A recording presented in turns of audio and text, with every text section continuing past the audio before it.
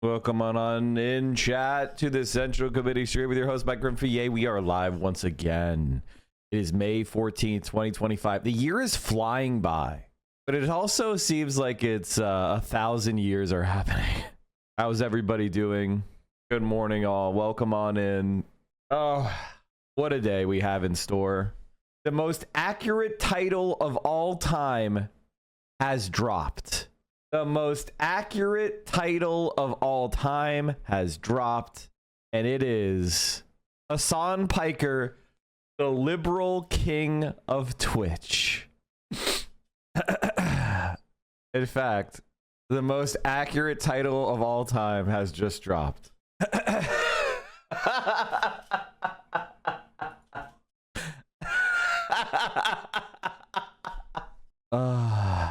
My reaction when I saw that was this.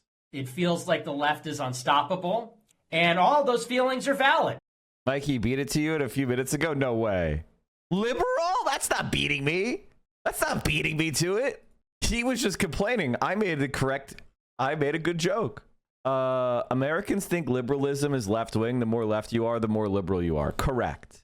And the reason why they do that is because they're trying to narrow the Overton window by spreading misinformation and miseducation. Literally, that's what it is.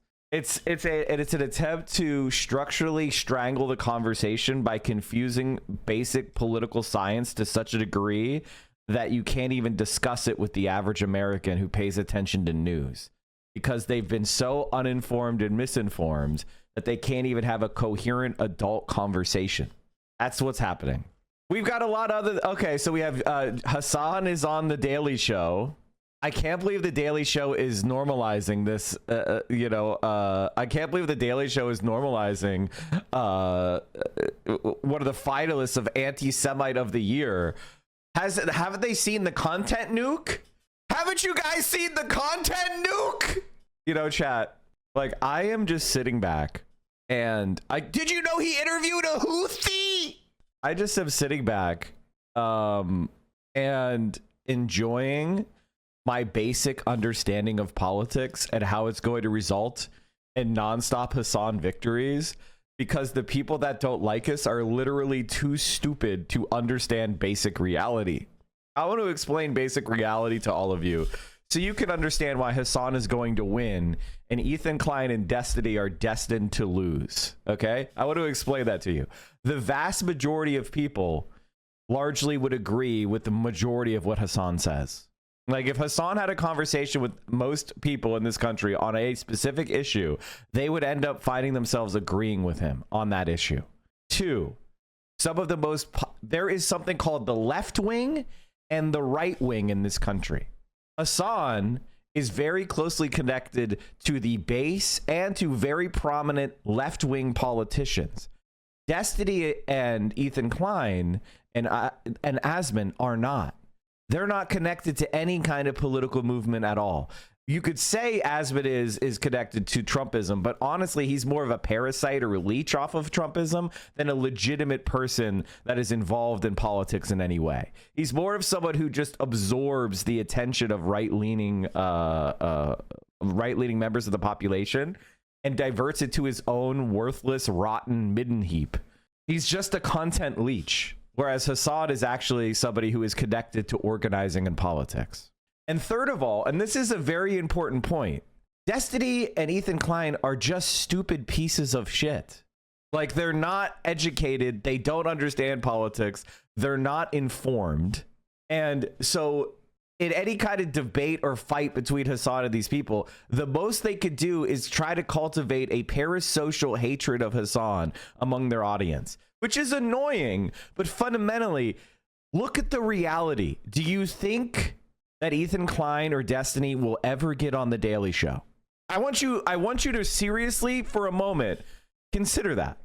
They never will. There's nothing that could ever happen that will make them likable on The Daily Show. And the reason why is because they're unlikable, distasteful, and as I said before, not really connected to politics. All right? Yes, Asmund for an episode of Hoarders. I mean, honestly, guys, you know what I want to do? I actually You want to hear my strategy for Asmongold? And I don't know if we're going to be able to pull this off or not. But I want to just start. I just want to start sending more of Asmongold to political reporters and the news, because I guarantee you that when more and more normies become aware of Asmongold, the amount of ridicule he's going to get from everyone is going to shatter his little bubble. See, the thing with Asmongold is when he was just a niche creator on a niche website, you know, the fact that he was very popular is something that could just kind of exist and not be noticed by the mainstream. But at this point, he wants to play.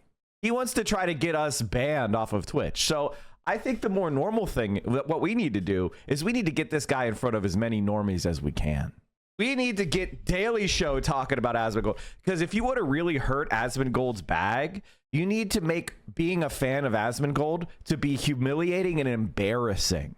Right now, Asmongold has an advantage because most people don't really understand what his fans are highly organized compared to there isn't a perception of Asmongold in the regular world, or even on places like Twitter. Like, really. So what we need to do is we need to you know, it's like when you have a really bad roach infestation or termite infestation and the exterminator pulls down drywall and they uncover a nest and the sunlight hits the roaches and they scatter. That's what Asmongold needs. Asmongold needs sunlight because he honestly feels way too comfortable. So this new strategy, I believe, is it's time to get people interested in talking about Asmongold. And you know what? I can't wait. Enjoy it. Enjoy it, motherfucker. I mean, XQC is somebody who is weird, but not so readily apparently weird, right? Like, XQC's weirdness is something that you need to kind of peel back a couple layers. For the most part, he just looks like a kind of, you know, he's French Canadian, so people are like, that's the first thing that people see, and they're kind of like, oh, he's kind of funny, and he's, you know, he's very expressive, right? The stuff like chewing his own toenails on stream and all the other weird shit he does, like, doesn't really is not readily apparent. But with Asmongold, everything is right there. You know, the roaches crawling on him, the I haven't showered for a month shit. Like, it's time to get people talking about this man. The problem with people like Grubs and Asmongold is no one's paying attention to them, right? Like, that's the main problem with the like alt-right influencers. No one is paying attention to them. We need people to pay attention to them. So we're gonna do that. That's my little strategy for Asmongold is I want everybody's mother. So like I want Asmongold's, you know, fans' mothers to be aware their sons are watching Asmongold. That should be the mission. You want everyone's mother to find out their son likes and is watching Asmongold. And that ought to clean up his audience real quick, hyper quick. These are not grown men making their way in the world, okay? These are the parasites of the upper middle class of our society sitting in their fucking basements and rooms as their parents have weepy conversations late at night over glasses of wine about what they're going to do with their fail son. That is Asmongold's fucking community, all right? So we're going to do what we need to do to make them aware and blame Asmongold for their own child's failure. And it's going to be fucking awesome. As they say, sunlight is the best disinfectant. And there isn't anybody who needs disinfecting more than Asmongold. So let's get some fucking spotlights on this bitch. Comrade, wait, is somebody trying to disagree with me? I honestly, like, I don't care if you're a tier 3 sub. I don't care if you've been here for 60 months. If you disagree with this, you're probably just not tall enough to ride. Yeah, you're not tall enough to ride. You gotta take at least a day off. You're not tall enough to ride. Take a day off. And the reason why I say that is because Asmongold is popular among the online right, the always online right. He's not aware. People who watch The Daily Show, middle-aged mothers are not aware of Asmongold, and that is his power, you dumb fuck. His power is being the only online guilty pleasure content creator. I want people who watch Asmongold to have that as a scarlet letter on their fucking chest. Okay? I want people to know Andrew Tate got demolished by Hassan and various. See, that's what happened with Andrew Tate. Andrew Tate's a perfect example. Thank you for bringing up Tate. And Tate is much more charismatic than Asmongold. Okay? Like, I hate Tate, but I could understand why 15-year-old boys liked Tate, right? He's got big, fast cars, and there's hot women around him. So just on the apparent aesthetic alone, like, you could understand why Tate had a following of, you know, adolescent boys who are stupid, right? But with Asmongold,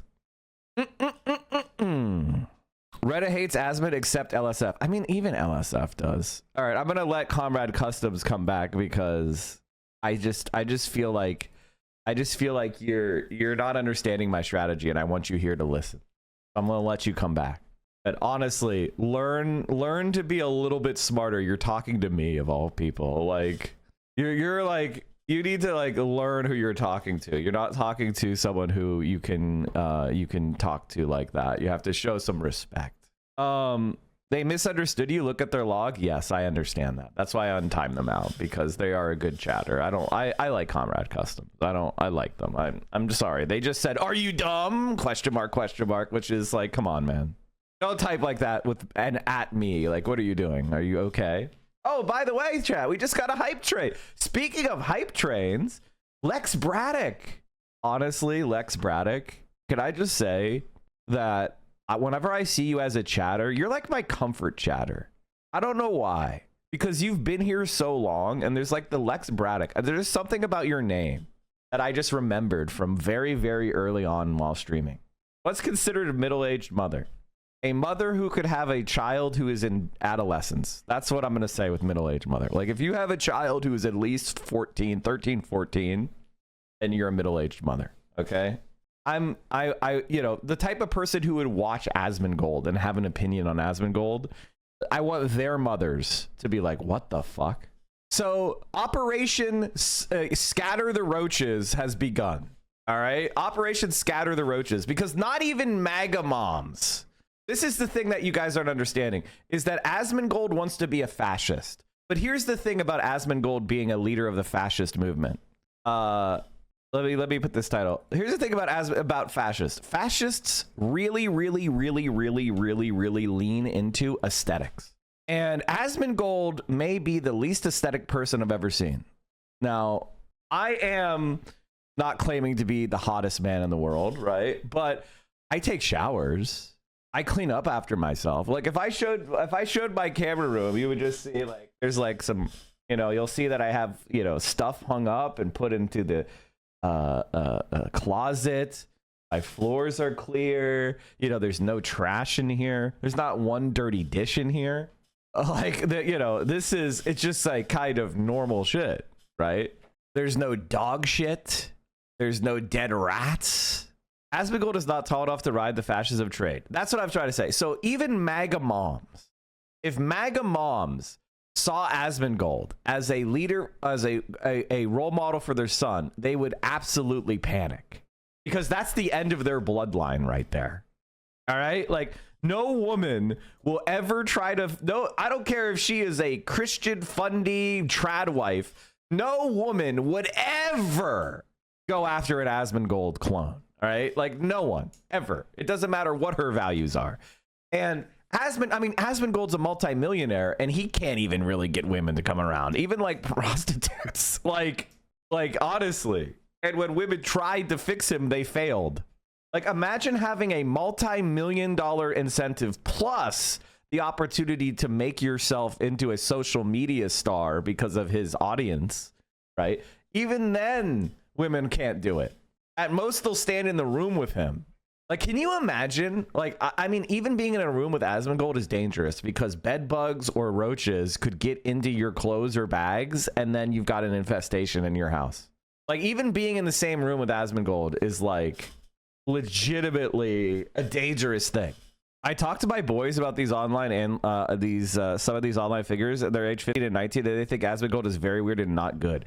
And that's ultimately, like, I know Mike takes showers confirmed. What is this? Korean barbecue with Mike from PA. What a nice man. Beautiful long hair. Smelled so good. Every time he would just literally move his hair, I'd get a whiff of his shampoo. Really? I want to have Korean barbecue with Mike from PA. Mike from PA. Like, that's so cool. If we ever go if we ever go back to Los Angeles, and if you guys can come with me, Mike from PA will be more than happy to take us to this Korean barbecue spot. It was a very, very nice lunch. Talking shit. And It was more like a early dinner. It was more like an early dinner, but I get it. You're doing great. I mean, like, listen, obviously, like, hanging out with me is amazing. Like, do we even need to explain it? What's my hair routine? I wash it and condition it. It's, you know, it's not that complicated. Are we gonna have regular Asmongold settlement segments? Can we get these emotes? You know what? We'll get sprays. We don't need a smiley face. Like, you can, there's enough of those. But we'll get sprays. That one I'm okay with. Hold on, let me refresh the chat on screen so it has the new emote. Anyway, Operation Scatter the Roaches. Like, I don't expect we're gonna get rid of Asmongold as a content creator, but we need to make being a fan of Asmongold accurate. And I started to do that yesterday on Hassan's stream, which is as I linked him no shower for a month. It's actually really simple. There's a squirrel. Hey guys, it's me again. And last night I'm actually going to talk to some of my journalist friends and be like, hey, could I co-write something with you? I want to co-write something with you about Asmongold, the up-and-coming influencer on the online incel right. I feel like we could get a byline in the New York Times or the Washington Post. I want to contribute because this guy, we need to make this guy more famous in the mainstream. We need the online right already knows who Asmongold is, but we need to make being a fan of this motherfucker more popular. How often do you think Asmon washes his sheets? Never. Once a month is like, that would be nearly normal people shit for him. So Operation Scatter the Roaches. Like, I think the Mike, what did you think about the finale of Andor? My feeling on Andor is amazing show that every time it had to connect itself to the rest of the Star Wars canon was slowed down. That was my feeling. But overall, I found it very satisfying, and honestly, I was sad that there isn't 5 more seasons. That's my general feeling. I'm not going to link anything else. All right. So Operation Scatter the Roaches. I just wanted to let you guys know of my thoughts. Do you guys disagree with me? Now that I've said that, do you guys disagree with me? Do you think that this is a bad idea? Do you think, like, oh, giving Asmongold more mainstream, respect, views will be good for him or something? You think it'll boost him? Okay, we've got an Atlantic story. Yeah, but this is honestly friendly. This is honestly a friendly article. This is a more friendly article. We need more of a I'm gonna read this. I'm gonna read this one and look at it. We need a more expose style. Like I said in my previous comment, it's a proven tactic. Think he will claim defamation if it goes mainstream? Good for you, bitch. I'm just gonna keep it to the facts. Good luck. In the UK, if anyone is a Tate fan, the average person finds it toxic. Yes, I know. Hard agree. Never met an Asmon fan who could withstand the slightest pressure. The dude had health complications from going outside for OTK events. What? Link me all your favorite Asmongold negative information. I want all the Asmongold negative information. I want to play Operation, because here's the thing about these dumb fucks. Here's the thing about Asmongold and Ethan Klein and these people. They think because Destiny and his fans attack me, that means that they could just attack us and it'll be easy and fun. And what they don't realize is we're much more insidious at our counterattacks. They're very obvious and straightforward with their attacks, and we're much more insidious in our attacks. And when we attack back, it hits you like a fucking freight train. Whereas their shit is pinpricks that no one gives a fuck about. Tectone was already crying! He was crying after a day! We're just getting started, baby. We're just getting started. And like, do you think the people finding that Tectone's dad was some rapist who was so evil that they made a congressional law about him? You think that was us going hard? That was a couple Googles. Fired from OTK, accused by multiple people of being a sex predator, a sexual assaulter, and now everybody knows your dad is a fucking convicted sex offender. You think we're done? Derek, you are arguing with an Israel dick rider who watches pornographic anime of children. Bro. Worthless, bitch-ass niggas. Sucks. Are you capable of holding your own in a serious political debate? I see the direction you're taking, the interests you're serving. You have the courage to stand on principle without manufacturing drama to drown out the real cause, only to later play the victim like a bitch. After the Ethan debate, it's obvious Hassan is the one who's absolutely atrocious. This is also, by the way, chat, this is a Destiny talking point. Because Hassan has humility and he says, well, I'm not the best debater. Hassan goes, see, he admits it. He's terrible at debates. Every single one of this is like porn. This guy follows nothing but porn accounts. And then Tectone. I was so jealous of a chatter in Caroline stream the other night. There's a rapper named DDG and they had no idea that it was anything other than that. Yeah, it was DGG. Weird way to reveal you support IDF and their war crimes and talk about sex criminals. Destiny, Tectone, Tectone's daddy, Dr. Disrespect, Andrew Tate, Grums, all on Hassan Ops. All you do, all, and do you know convicted pedos run to Israel on their birthright? Take your stand first. I am not pro IDF. Coward. This is the thing about these like Destiny people. They also try to pretend they're not pro IDF. You see, and the reason why, it's very important that you understand the reason why these people don't want to stand on any business is because they can't debate. Like Destiny cannot debate. Anyway, let's keep moving on. This young man gets a free Blanco Lirio Kablamo t-shirt. We're very... Why are you showing me aviation channels? Why are you showing me aviation channels? Chat, let's see an emergency landing of a light aircraft after an engine failure. This young man, this forced landing just happened 4 hours ago in Santa Monica, California on the golf course.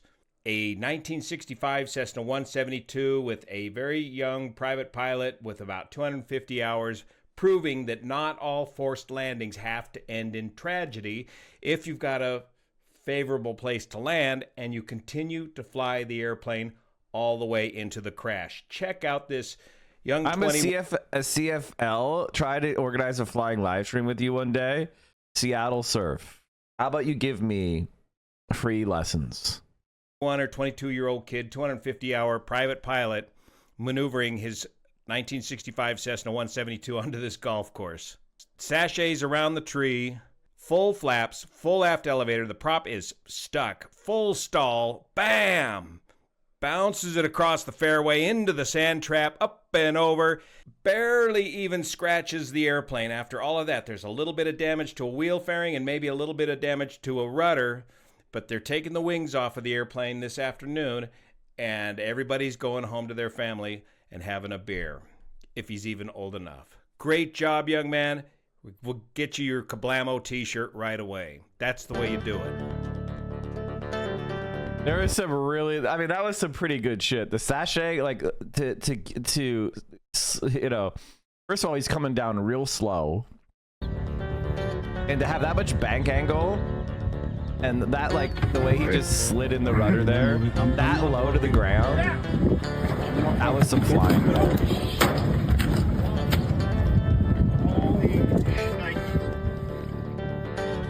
Everyone's like, huh, is that supposed to happen?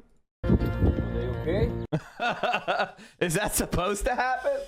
The answer is no. That's not supposed to happen. That's not supposed to happen.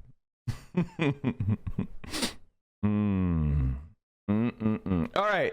Speaking failed his side mission in GTA 5. Honestly, that should be like a pass.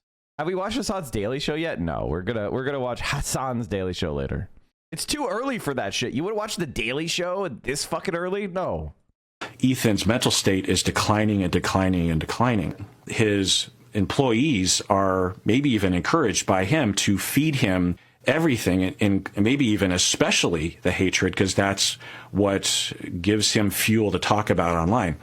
Well, that will do a number on your soul. It's going to affect you. It's going to infect you if you don't have a way of pushing back on it.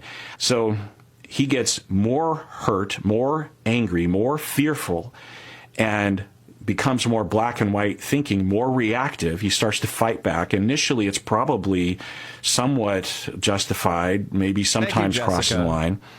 Then those people hear that and they attack back, and more random people are attacking, some of which are justified, but some of which is not. And then it creates this feedback. The thing about Asmongold in particular and in Ethan Klein in general is they don't really think of their life through the lens of self-knowledge, right?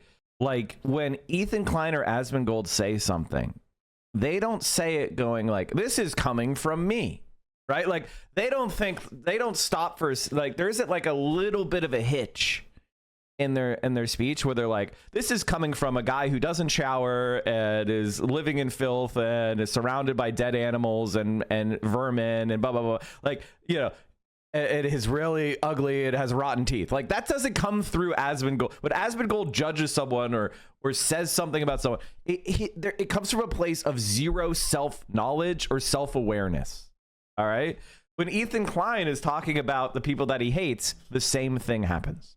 He just forgets he's Ethan Klein. And that's why the like, oh my God, so-and-so is racist, so-and-so is anti-Semitic, so-and-so is bigoted, so-and-so is problematic. Like he says that. Ethan Klein says that. Blackface Ethan Klein. N-word compilation Ethan Klein. Sexually harassing terrorist victims Ethan Klein. Anti-Semitic Ethan Klein. Anti-Arab racist Ethan Klein. Tries to cancel you? It's incredible. That feedback loop where he gets funneled all that. He has no approach to pushing back. Mike, don't you think you're doing microaggressions in the way that you're calling out Israel's genocide?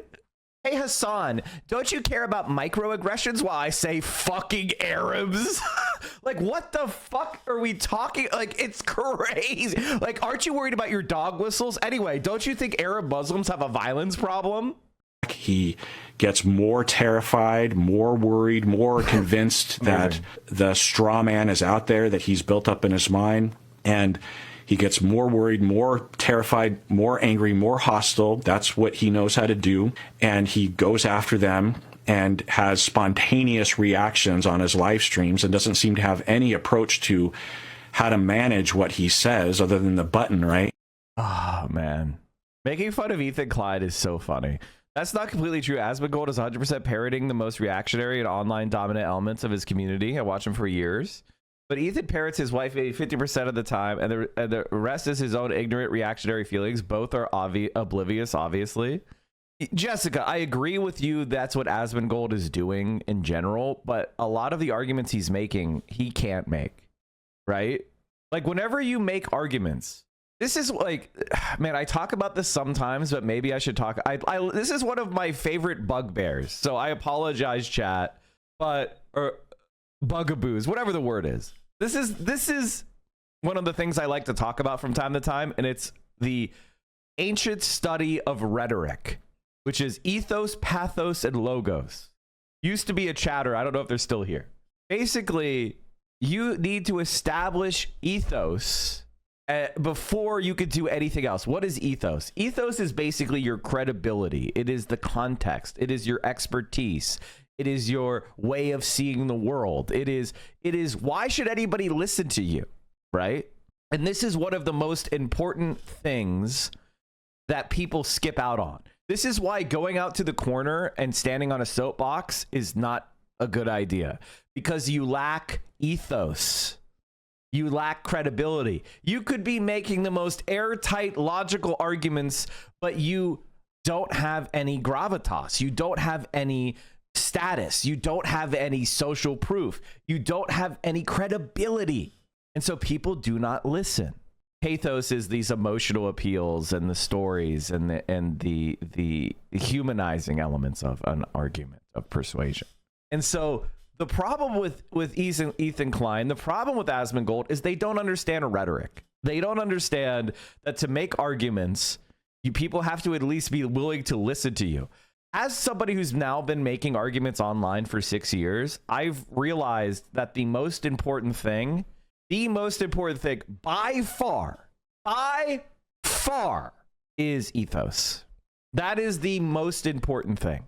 because I can make an argument, and then I could go on Hassan's stream and make that argument, and Hassan can say Mike is right, Mike is right, and then suddenly a lot more people think that argument is correct.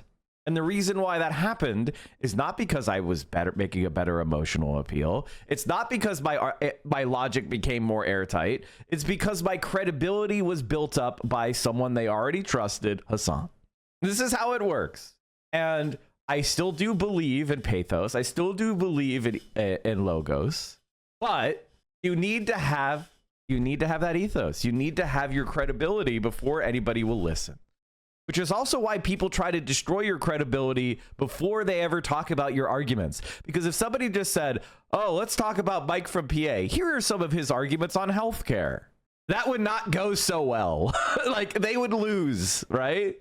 So the first thing they have to be like, you got to look at this ugly cringe lord who's a Hassan orbiter and a cocksucker, or whatever the fuck they say, right?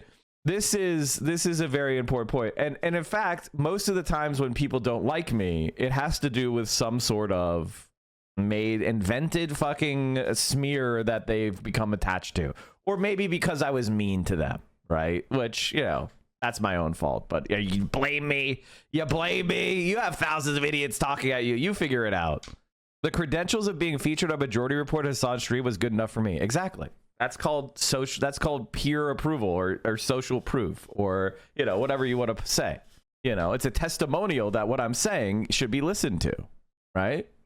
And so that's one of the things that people don't really tell you, but it is what it is. That's why the New York Times and the Washington Post exist as institutions, because the moment the editors and the publisher of the New York Times says this person is worth listening to, that's as far as many people need to go. They trust the institution of the New York Times. The New York Times says, hey, listen to this guy. That is going to get you so many. That's going to level you up to a super high level. That's why those institutions exist, is to provide ethos. Now you understand persuasion a little bit better. It's why it's hard to persuade your parents. The reason why it's hard to persuade your parents is because your parents don't see you as somebody they should listen to unless you've built that up over the time, unless they respect you as an adult and an equal. If you want to persuade your parents, you have to have them respect you as an adult and an equal first. That's why my parents are persuaded by me, and maybe why your parents aren't persuaded by you, because my parents do not see me as their child. They see me as at this point in their life an equal and their legacy. So and I'm also the eldest son, which probably helps. You know, let's not leave aside privilege of gender and patriarchy. Let's not forget that the eldest son is instantaneously endowed with more ethos. So, like, remember that. White South Africans granted refugee status by Trump. Why are you guys showing me this? What is this? What? You got to give me more context. Oh, me and my brother became equals with our parents around 25, 26. This felt very natural. Mom asked me about politics all the time, and I'm grateful for that. Yeah, that's called your parents are mentally stable. People think that I'm being like racist or something when I say that. I think if you, as an Israeli, go to Ramallah, they'll kill you. You mean you think? I think that I'm saying if you go there as Israeli, you take the turn there, you'll be died. They'll kill you. It's not only killed, it's like lynched. It's a brutal death. Yeah, so. I think. Terrible. People think that I'm being like racist or something when I say that. Brevity, I'll try to tell. Hassan Piker, what's up? What's going on, John? Wait, he's back on the pod, John?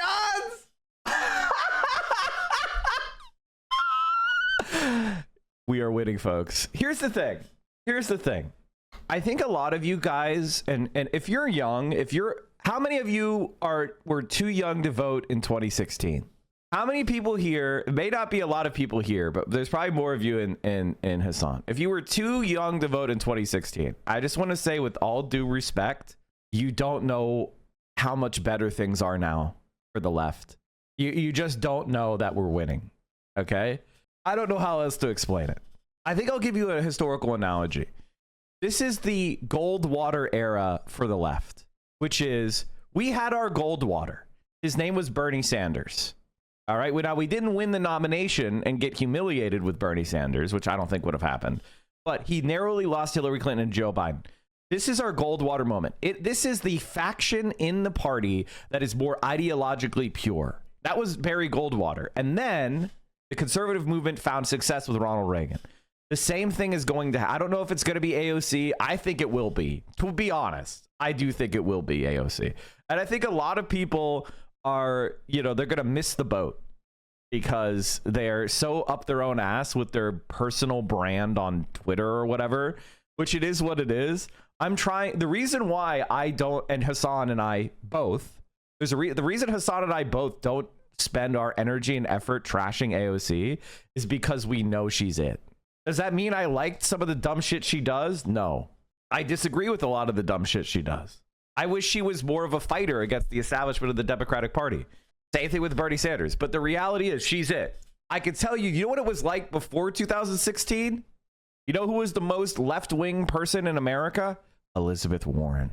I want you to understand that before Bernie Sanders and the 2016 election, the most left-wing person in America of any prominence was Elizabeth Warren. I want you to, and she's no different than she is then. I want you to understand that, okay? Dennis Kucinich was a representative of the left. He was a crackpot kook, and everybody laughed at him. Mike Gravel, everybody laughed at him. They chuckled. They didn't even take the left wing seriously. In fact, most people were mad at Ralph Nader, who's not even that left wing, by the way, for getting 0.1% of the vote in Florida, or whatever the fuck he got. So if you're sitting there going like, oh, we're never going to win. It's so hard to win elections. I give up. We're never going to win anything. I can't believe you're being such a sellout. It's like, bitch, you dumb fucks you grew up in the Bernie Sanders environment where the left was seen as a viable, if extreme, element of American society. Get with the program, all right? Stop trying to be so stupid. Is this the Hassan guy? My mom texting me, this is how I found out about it. He has broken containment. Yeah. Hassan is now, and this, ladies and gentlemen, I want you to know something. If you're one of my fans who's like, I like you, Mike, but I'm not sure I don't know if I like Hassan. Hassan kind of seems like, too liberal for me or whatever the fuck, which is crazy. But I'll tell you this, you are totally wrong. In fact, if there's one online influencer that I was more sure, there's no one that I'm more sure of than Hassan Piker, literally. There's not one other online influencer that I'm more sure of than Hassan. Even people who currently posture as more left-wing than Hassan. There is not one person I know who will never sell out or change their opinion for money. Almost every other influencer I know who's left-wing, I do not feel the same way about them. Because I don't think they're tested. With Hassan, I have seen him literally platform radical left-wing people right after, he never gets tempted. He's not tempted by any kind of mainstream brass ring. He keeps putting on radical left-wing people. He keeps having positions that I think are bold. We are so fucking lucky that we have Hassan as the face of the online left. Not only is he a good face as far as his charisma and good looks and all those other things, he's actually left-wing. If you don't realize that, you are a fucking blight. That's one of the things that really frustrates me is it's like, I know a lot of these influencers and many of them, I don't trust them. There's one person I do trust and it's Hassan. Literally. More so than anyone else. And yes, I'm more left-wing than him and there's more people that are more left-wing than him, but none of us have been tested at the level of him. Not even me. How about all these other people? I said what I said. I said what I said. All right, and it's not that I don't like these other people. I do. I just know that if there's one person I could absolutely trust 100% to always push to the left and never be tempted off the path, it's Hassan Piker. That's why he's not taken seriously by anybody in politics. Stand out. That's why he's not taken seriously by anybody in politics. Because he takes evil, indefensible positions for the memes. And he doesn't care about the lives of the people around him or the society that's being built. And the struggles of real people. That's why somebody like Hassan will forever be bigger than Destiny. Because Hassan is an authentic human being with real views and real passion. And sometimes makes mistakes, but and that's why he's going to be bigger and always will be bigger, even though he's streamed approximately 10% of the time Destiny has. That's why. Okay? That's why Hassan will go on Bernie's official podcast. That's why Hassan will be reported to, even though Hassan had a bad optics moment with 821. That's why he will always be taken care of and be beloved by people all over the world, right? That's why. Oh, stand out. That's why he's not taken seriously by anybody in politics. I mean, yeah. Like as I said back then, I was completely right. I was completely right. By the way, I think that was Destiny defending Kenosha, the Kenosha shootings and saying mow down dipshit protesters or something. I like the old font. Yeah, that's a socialist font I used to have. I've been here since the Airbud days. Yeah, the Airbud. We're gonna raise our level of quality soon. Don't worry, it's happening. It's in progress. The communist font. Yeah. Before we go on, can I just do a quick thing where I yell at Dave Ramsey for being a dumb fuck boomer? I saw this on TikTok actually. But I wanted to rant about this for a couple minutes because I know that a lot of old Mike on Hassan. No, don't. This is Morgue Pie. Appreciate streams because of the intellectual content. Anything else is fucking sexualizing, and I fucking had it. People should only allowed to appreciate streams because of the intellectual content. Anything else is fucking sexualizing, and I fucking had it. With these sexualizing streamers. Have you seen Seer? Have you seen Will? Have you seen Hassan? This is bullshit. You should only be allowed to watch me, Miskiff, and Esfond, and Asmongold. No more sexy streamers. Get them out of here. Level the fucking playing field. Esfand is hot though. Yeah, he is a good looking. Yeah, I was just throwing out names of people that are not as hot as like the hot streamers. Esfand is probably like. And honestly, Miskiff has gotten pretty built. The guy's kind of glowed up. You know what I mean? So I would withdraw. Like, I think Miskiff is starting to look pretty good. He's getting pretty built. But Seer, get him out. Will Neff, get him out of here. Austin Show, get him out. They're too hot. It's not fair. Streaming is supposed to be being about a slightly weird looking dude. No more hot streamers. Twitch was born in your mother's basement and it should die in your mother's basement. Okay, what else was I? Okay, can we make fun of Dave Ramsey? I've been trying to make fun of Dave Ramsey. Dave Ramsey, chat, is the ultimate expression of boomer who doesn't pay attention to anything and thinks life is just doing like 5th grade math, it was true for boomers. For boomers, that was true. It was true for boomers to just do 5th grade math. But the reality has changed. So I want to show you guys this TikTok because I'm so fucking tired of boomers talking without any context. I was looking. Okay, by the way, chat, I'm sure I have some audio files in here. I want an in-ear monitor. This is what I like. I like to hear myself come through my headphones when I talk so I can make sure the audio is working. All right. So I want my in-ear monitors to be small, low profile. But I want to be able to hear myself speak when I talk into the mic so I can make sure the quality is there. Okay. So what I need is a good, and let's be honest, I don't want to spend $5K, but I also don't mind getting a professional set, professional quality. I don't want to spend $5K. Are the Shure in-ear monitors good? Like the top Shure ones? Because I have a Shure mic. It doesn't have to be molded because I'm not precious about my ears, but I mean, if you guys think it's worth it, I wear them for like 5 to 8 hours a day. Why do you do this? I gave you the recommend. You gave me like a $90 recommendation. I'm sorry, but unless I missed it, I was like, no, I'm not buying something that's $90. Molded will be worth it. The Shure monitors are terrific and their customer service is excellent. You could write it off as taxes. Exactly. I will also write it off completely. So it's like, because this is not just like for personal consumption, I lean toward spending more because I'm going to use it. I'm going to run it into the ground. Okay. This is what you guys don't understand. Any computer equipment, I'm going to run it into the ground. So I could spend more because one, I could take it off my taxes, and number two, I'm going to run it into the ground. So I don't even want middle tier shit because it'll break. I want the stuff that's professional. It's gonna hold up. I work from home and my ears hurt like a motherfucker, so I bought Bose Quiet Comforts. I mean, Quiet Comforts are nice, but they're too low. They're too low tier for me, and they're not really professional. There's something that I'm gonna break. I break headphones just from wearing them. You know, like Hassan's friend. Yeah, I guess I could ask him for that. I figured I could just ask 4,000 of you.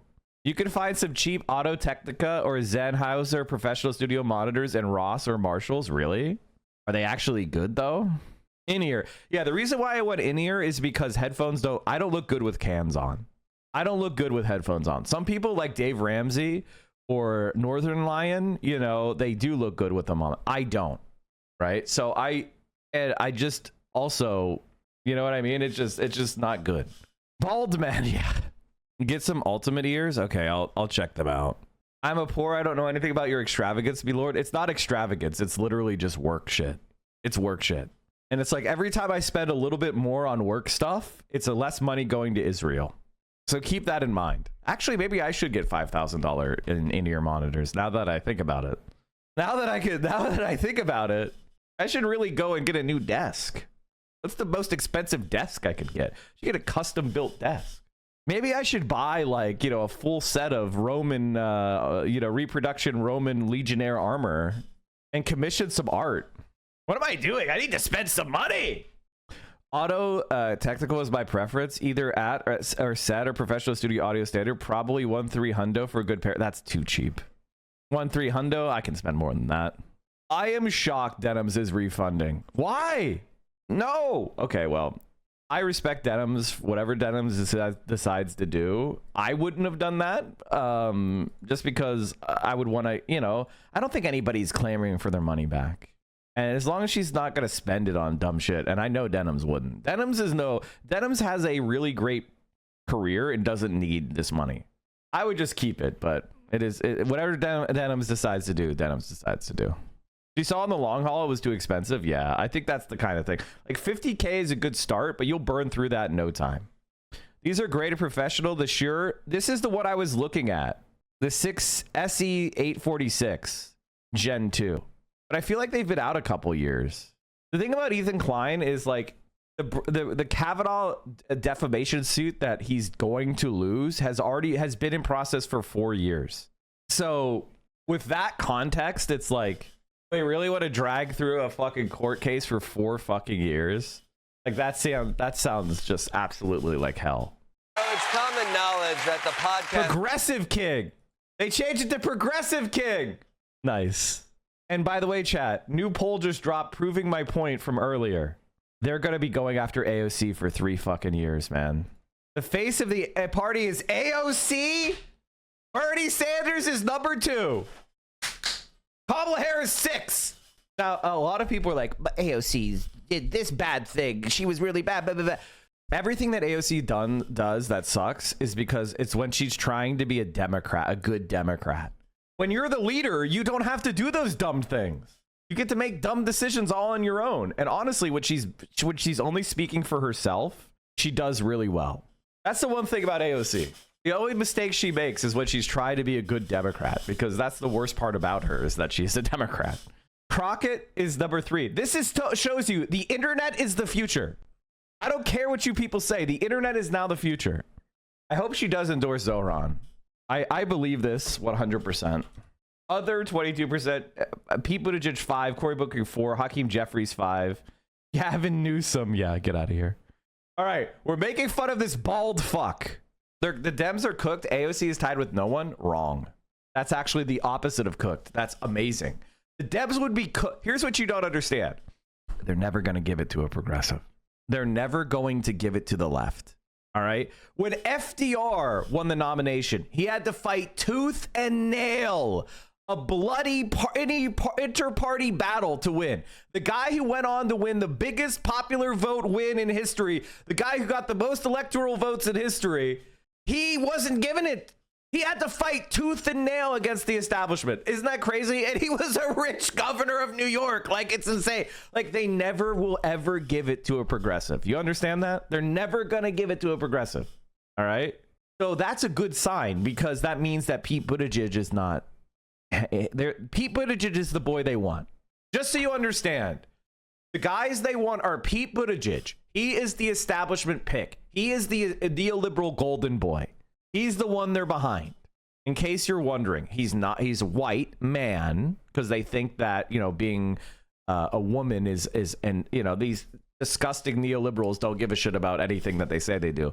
But because he's gay, they could be like, oh, he's DEI and you're homophobic if you don't like him, right? But they know he is a true class traitor in service of the bourgeois. I mean, he went to, guys, if I was a Rhodes Scholar at Oxford, do you know what I would do when I would leave? I would go work in like the human rights directorate at the United Nations, or I would go and, like, you know what I mean? Like, I would do something fucking important and interesting, and I'd get involved in the world. I would not go and work for a soulless corporate consulting company helping fucking supermarkets fix bread prices in Canada, or whatever absolute freak shit he did. Buttigieg is running. It's great to be back in Cedar Rapids. I honestly should move to Iowa just to harass Pete Buttigieg, just to show up to every single one of his events and heckle. There's few people that I hate, like legitimately despise, and Pete Buttigieg is the man.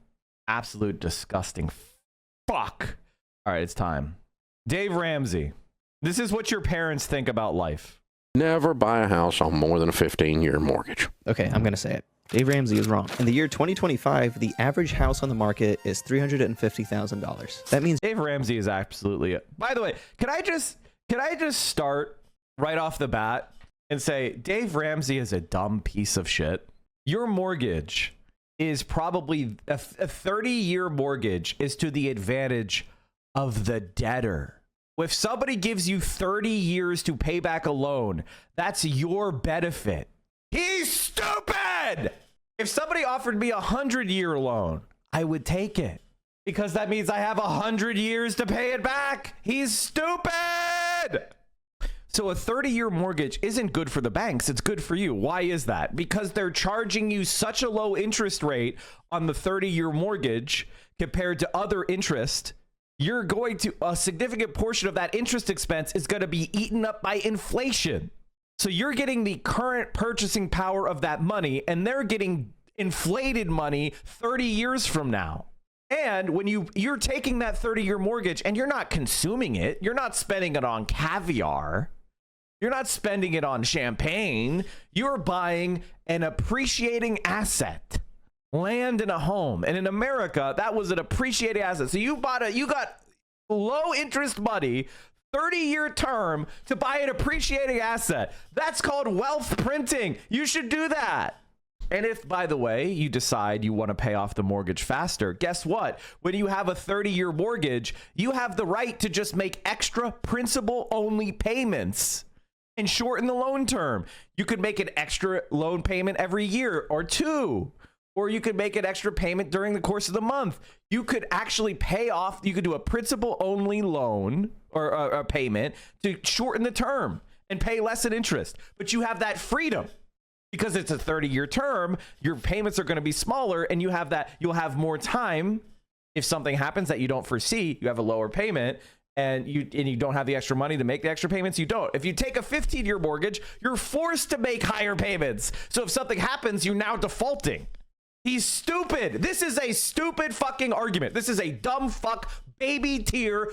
How the fuck are people listening to this guy? This is stupid. This is baby shit. I'm sorry for ranting right off the bat, but this is stupid shit. Now, listen, is it good to be in debt? The answer to that question is, what are you in debt for? If somebody said, Mike, I will loan you $1 billion to buy this gold mine that has $50 billion of gold in it, and there's already a existing mine that's run by an effective manager, and there's a good union contract, and all you have to do is just be the capitalist of the gold mine and get free money printed every year, would I take that $1 billion loan? Yes. But Mike, you'd be $1 billion in debt. Oh no, I'm $1 billion in debt. Oh no. Okay, well, I just made 50 billion. So the answer is, it depends on what you're going to debt for. If you're going into debt to get assets, if you're going into debt in some way that's going to permanently improve your life, then it makes sense. If you're going into debt to consume fun stuff, then you shouldn't go into debt. Are you going into debt to buy a car you can't afford? That's dumb. Okay? That's dumb. Are you going into debt to get like an asset that you live in and fulfills a base need? Well, that makes sense. So this is why like Dave Ramsey is just a dumb fucking piece of shit. My sister is a lobbyist and a hardcore Democrat. She believes that the country didn't vote for Kamala because she's a woman. She says she doesn't want AOC in 2028 because of this, and strongly pushing for Pete. She thinks they're going to vote for a 5'8" gay man. She thinks this country is going to vote for a 5'8" gay man, adult convert to Anglicanism. Never buy a house on more than a 15-year mortgage. Okay, I'm going to say it. Dave Ramsey. So right off the bat, before we even get into the numbers, Dave Ramsey is a dumb piece of shit. Is wrong. In the year 2025, the average house on the market is $350,000. That means your monthly mortgage payment, assuming perfect credit before insurance, utilities, and maintenance, will be just under $3,000 on a 15-year loan. That's not terrible, but Dave also mentions this. And never buy a house where the payment is more than a fourth of your take-home pay. Your take-home pay is your pay after taxes, which means to buy the average house in America, you need to earn $12,000 a month after taxes, which turns out to be around $190,000 per year. So, according to Dave Ramsey, to buy the average house in America, you'd need to be in the top 6% of earners. Now, I can already hear you writing in the comments saying the house is too expensive, I'm not using household income, whatever. So let's just go with the average house in the cheapest state in the United States, Mississippi. Your average Mississippi home goes for $180,000, making your 15-year monthly mortgage payment around $1,600. Again, assuming perfect credit, no utilities, insurance, or maintenance. That puts your take-home pay at $6,400 per month, or an annual salary of $95,000. Even if you're in the median household income of $80,000 per year, you would not be able to afford to live in the cheapest state in the country if you follow Dave Ramsey's advice for buying a home. I mean, the utter inability of Democrats to reckon with this reality is why they lose and will keep losing. All the like stupid boomer tips, all the things your parents did who are middle class does not work anymore. Going to college, massive debt doesn't guarantee you a good job. When they went to college, it was very cheap and you guaranteed a good job. Just buying a house with the average salary was what boomers did. Impossible now. Impossible now unless your boomer parents are lending you some of the equity that they have earned in their home so you could afford a down payment. The debt snowball that he teaches, I mean, that's common sense. Pay off the higher interest loans first is just common sense. Like, there's not exactly a genius fucking piece of advice. You don't need to be a 100 millionaire or whatever Dave Ramsey is because you say, pay the debts off first that have the highest interest rate. Wow. Give that man $50 million. Economies are becoming rapidly more unequal. They don't really want goods and services because ordinary people are becoming poorer. What they want is assets because rich people are becoming richer. So you get a natural deflation in goods and... I'm co-buying a house with 3 other homies. Ownership is possible if you and your broke friends pool money. Listen. I'm not saying that's a bad idea. However, you have to then have other adults that you now have to maintain relationships with, which sucks.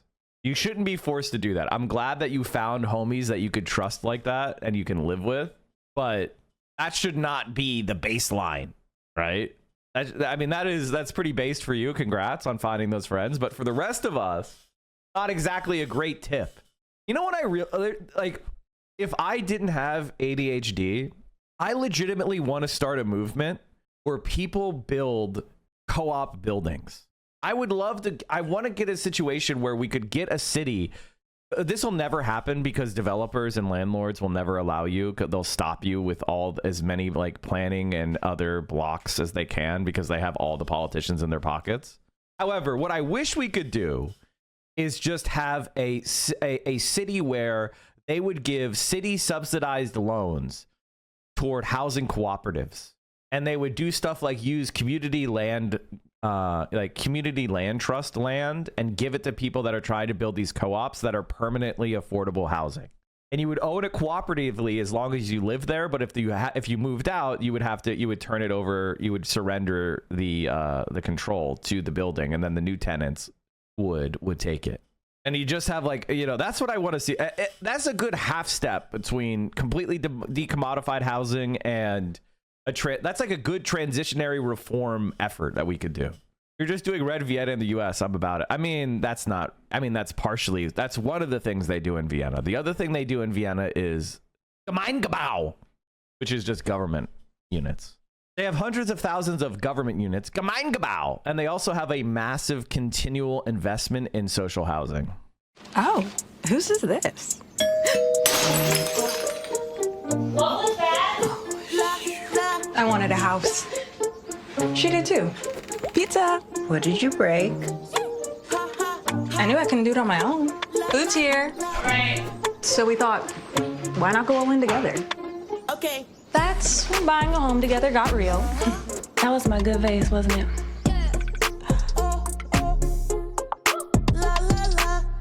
7% mortgage rates, man. My first credit card when I was 18 years old in 2002, I got a credit card. My first credit card I got in 2002 was 9.9% when I was 18. That's what it was like in 2002. All right, chat, it's time. It's time for us to watch some Hasan going mainstream. This just makes me so fucking happy. Also, can I say the vibes are shifting? Maybe I'm just in a better algorithm, but the vibes are shifting. I'm seeing like large, like usually not political channels like this starting to make anti-right-wing shit. Like this video, for example. Fascists historically are very interesting to research because they're so paradoxical and so ridiculous. Like being an outsider looking at a fascist society going, well, obviously that's crumbling because it's built on sand. Like one of the things they do is, I call it the superior victim mentality, where they are simultaneously the best, the strongest nation, the most superior minds and superior beings, but they're the victims, so that they're justified in their horrific crimes. And they hate art. Oh, they despise art. Because art, and comedy is an art. It's the ultimate questioner of authority, which fascism relies on. And intellectualism.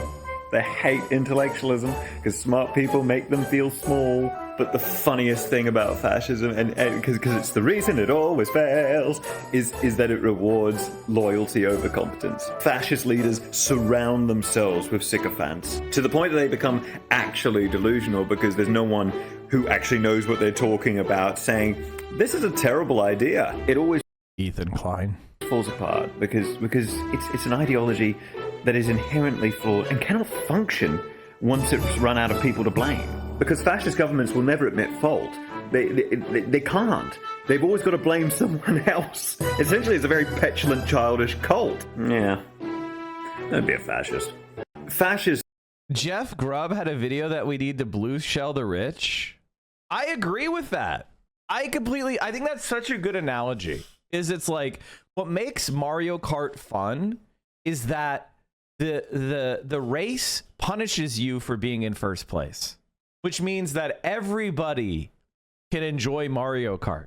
The game punishes you for being in first place and it boosts you for being in the back. That's how the game constrains it. Now, but by the way, I still win, right? Like when I play Mario Kart with people, I'll still win. But the race I'll have to play because I'm going to be getting blue shelled. I'm going to be getting red shelled. I'm going to be fucking getting, thunderbolted, whatever the fuck it's called. People are getting this stupid, bullet bill and shit. Okay. The rubber banding effect is actually what makes Mario Kart fun and makes it a fun party game. My strat always stay in second. The strat is to sandbag. And then using the overpowered shit you get for being in like lower places, catch up but it's too late for the opponent to use the catch-up mechanics. I think he just bought Giant Bomb and they're turning it into a co-op gaming website where everyone is an owner. Nice. People are always getting people get sweaty in games. One of the things that you should keep in mind is that players will always optimize the fun out of the game, and that hyper competitive players should not be catered to. However, you should have a high skill ceiling. This is my philosophy on gaming. The game should be, they should attempt balance. There should be a high skill ceiling, but you shouldn't cater to the most sweaty players. You should give them the tools they need to be sweats. You should give them the competitive tools and the leagues and all that other stuff, but you shouldn't be scared of a little bit of imbalance. You shouldn't be scared of, you know, if the sweats are always going to optimize the fun out of everything. And the way that you keep them engaged is by introducing new variables. One of the past Mario Party games had an event that all the stars people had collected were equally distributed between every player, and when playing with friends and encountered it the first time, the cries about Communist Revolution and then someone blasting the Soviet anthem were legendary.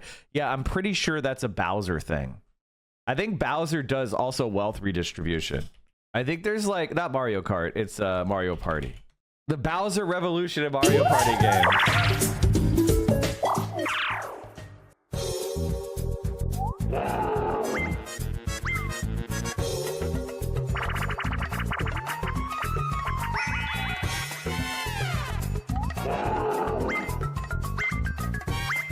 Okay, the person went by too fast, so I can read it. I'm not always thinking about coins of all things. We should all be friends.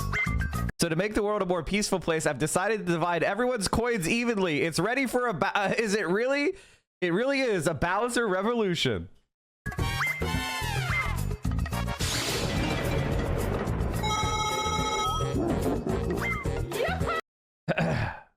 The Bowser Revolution, yeah.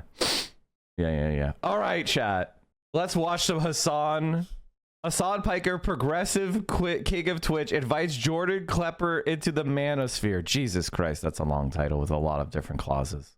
Everybody now realizing that Bowser is really the good guy after all. Bowser stands rise up. Although we should watch that video. Wait, I'm kind of curious about more of the Bowser Revolution evolutions. What's it doing these days?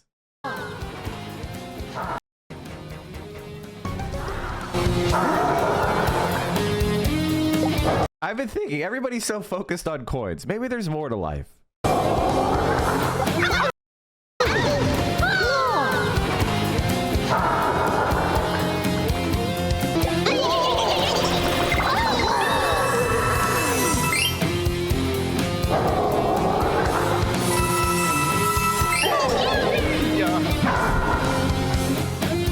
Now nobody can say I didn't make the world a better place, can they?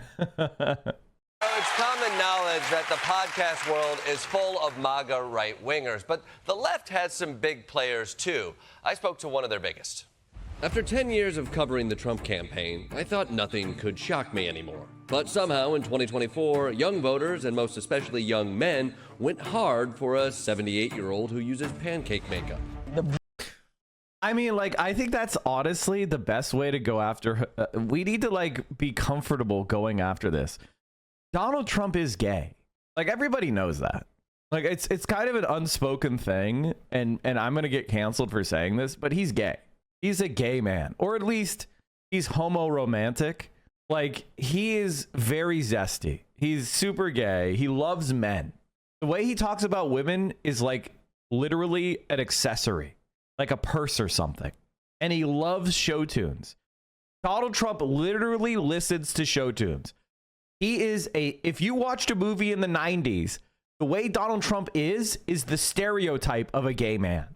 Like, that's not to say being gay is bad. It's just a fact that he is a gay man. He is a zesty gay man. And that's why only Gen Z, which is the first generation to be raised in an environment of complete, like, queer acceptance, as far as, like, being gay is, like, considered to be normal. They're the first. So, of course, they love Trump. And they're like, look how manly he is. He's so manly. He loves men's muscles. Bro vote, especially on college campuses, broke heavily for Trump. Yes, Trump reached voters by engaging with right-wing influencers in what's called the manosphere. It's a collection of online content and social media promoting bro culture, and it's a space that the left seems to ignore. But someone saw this as a mistake. Were you surprised that so many young people showed up and voted for Donald Trump? No. No. Not even a little bit. This is Hasan Piker. He's a progressive who has intellectual sit-downs with Bernie and AOC and still manages to post thirst trap workout videos to his 2.8 million followers on the platform Twitch. This combo has liberal media asking if he is the magical connection to young male voters. This is where you twitch from. Yeah. What is a Twitch? It's basically like YouTube, but you're live streaming. It's a podcast for people who are like, I wish this podcast were longer. Yeah.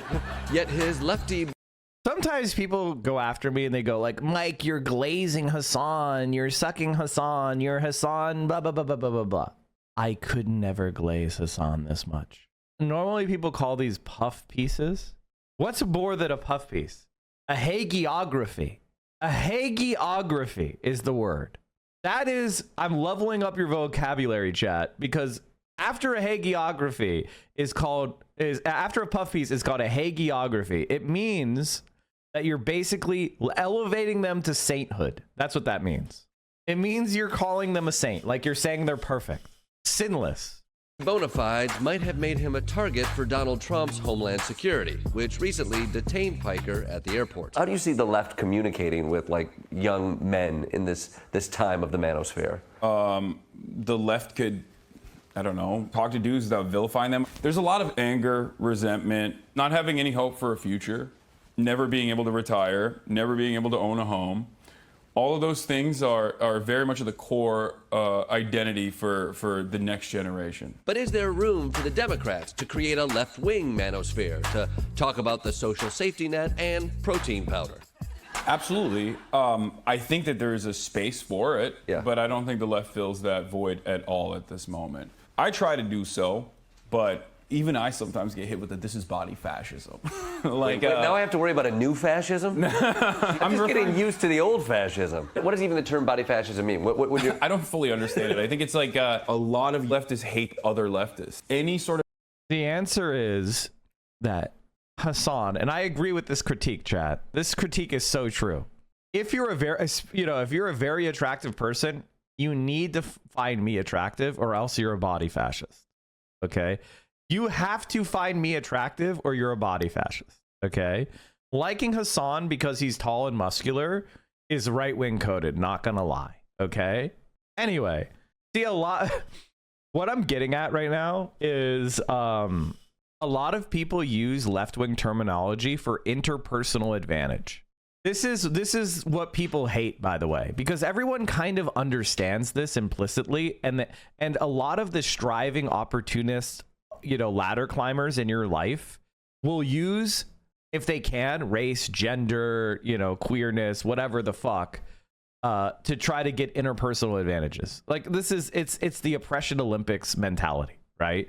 And so Hasan is a conventionally attractive man who's tall, right? Which we are told is attractive in our society, right? So the fact that he pursues health and fitness and he pursues that aesthetic means that he is perpetuating it. That's the logic anyway. Sort of consideration about the aesthetics of how you look is actually another way to, I guess, reinforce an unjustifiable hierarchy. To be fair, that's why I don't work out. Yeah. Because I'm anti-body fascism, so people are like, "Oh, are you lazy?" I'm like, "No, I'm a socialist with my body." Yeah. No, respect. Yeah. And it's not young men just being drawn to the right. Some technology is giving them a push. A recent study created generic TikTok accounts for imaginary 16 to 18-year-old boys to see how the algorithm acted. And within 23 minutes, they were fed masculine, anti-feminist, extremist content. Life for a man is harder than life for a woman. The hotter a woman is, the more insecure she is about her looks. Your body, my choice. So I was excited to dip my toe into this cesspool. So I set up this account as a 16-year-old, pretending. That's what the... Never, ever. I would have stopped it right there and be like, delete that account and try again. Never pretend to be under 18, you fucking weirdo. Rule number 1. The pedophile hunters do as well. I'm not in that world. Yeah. So walk me through some of the stuff we see here. So this is what my algorithm is essentially feeling me. First up, they gave Hasan a joke. This is a hagiography. They're making Hasan look funny. They gave him a joke. Content from Charlie Kirk. Kirk is a right-wing influencer known for trolling liberals on college campuses. You said male baristas aren't masculine. I think you and I can both agree that male baristas are not exactly usually high on the testosterone. They aren't, just for your show. Wait, pause for a second. But he's a podcaster. He's a podcaster. We are doing something very, very not like alpha dog. They mistake being confident for what it means to be masculine. Okay, moving on. Trevonta Davis, he's sick. Okay, I'm seeing your algorithm. May I gently bury my face in those milk?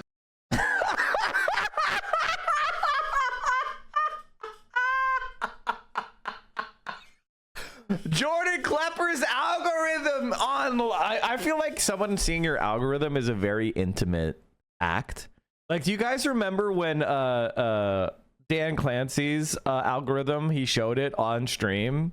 You guys remember that? I feel like when somebody sees your algorithm, they really do learn a lot about you. Here's my algorithm, chat. Triple Labrador. We got the Neapolitan Labrador video. This dog. See, there's just so much going on here. Does this dog want to f a woman? Is that what's happening here? I don't know what's going on. Who am I? And I don't know. Who are you, this TikTok makes me very existential. I'm gonna like it. I'm gonna smash that hard. Oh no! He's getting the Vosh algorithm! He's getting the Vosh algorithm! Oh no! He's getting the zoophile algorithm! What are these trucks? What is going on? I like this one, though. This is interesting. Me, cheat, the only thing I do behind your back is look at your ass. See, this is actually kind of sweet. But it's like, why is it always trucks? You get dogs that objectify women and also trucks that objectify women. Yeah, he's getting the objectify women! Are you... Like, TikTok is not the place to go for right-wing pipeline shit. Like, actually. That's why they hate it so much. If you want right-wing pipeline, you should really go on YouTube. Like, TikTok is not really right-wing pipeline shit as much. Like, there are right-wingers without a doubt, but it's not really hitting the same. Sea lion, because I would like to see you lying in my bed, sweetie. I'm telling you, this is for, how old are you? I'm 46. Yeah, this is literally the TikTok algorithm. I think at some point identified you as a 46-year-old man. But you can tell that because it's a dog that wants to me. This is like even the first dog one. It knows who it found me that quick. Now you understand how people find themselves captivated by right-wing politics. Oh my God, yeah. It's like, a lot of people are like emotionally and mentally stunted adults running around, and that's why they think Andrew Tate's awesome. I think we're arriving at how that happened. In the end, young people just want influencers who connect with them, politicians who address their concerns, and social media that doesn't break their brains. Oh, like, keep scrolling through to see if there's any more dogs I want to pet. Dogs I want to pet. Yeah. Thank you, Sean Piker. And for more about the rise of young Trump fans, check out my new special, MAGA, The Next Generation, airing next Monday, May 19th, right Wow, this is making me very reflective. after The Daily Show, right here on Comedy Central. Hassan delivery, everyone. I'm not a liberal. Everyone calls Hassan liberal. They literally changed the title because everyone was yelling at them for calling him a liberal. So let's think about this at a higher level. First of all, I would describe this as, some people have complained about puff pieces before. This is a puff piece. This is a hagiography. They're basically offering Hassan as the nice, approachable, normal, hot left-wing influencer. They showed none of his controversies. They showed none of his, like, you know, any of the conflict. This is just showing to a liberal or Democratic aligned audience Hassan good. So what was the point of that? This is literally, I wouldn't necessarily say, I wouldn't go too far. I would just say that this is a Hassan W. It's not the end. They're floating it. They're floating whether they can fully align with Hassan. And the important thing is that Hassan didn't have to give up anything to get this. They're chasing Hassan. This is what absolute victory looks like. This is what it looks like when we are starting to change the political discussion. Hey everyone, Anthony Fantano here, internet's busiest music nerd. Hope you're doing well. It seems once again we have to come onto this channel and address a right-wing freak pretending to be a fan of music and art, or at least Dudes and Yeats replies are seething, saying his fan base is teen or 30-year-old women, even though the census disproves that. Hasan is somebody who everyone likes, including women. In fact, being a Hasanabi head is a huge green flag to women. It's not necessarily like the only thing, but like legitimately being a Hasanabi head is a green flag to women. Women like that.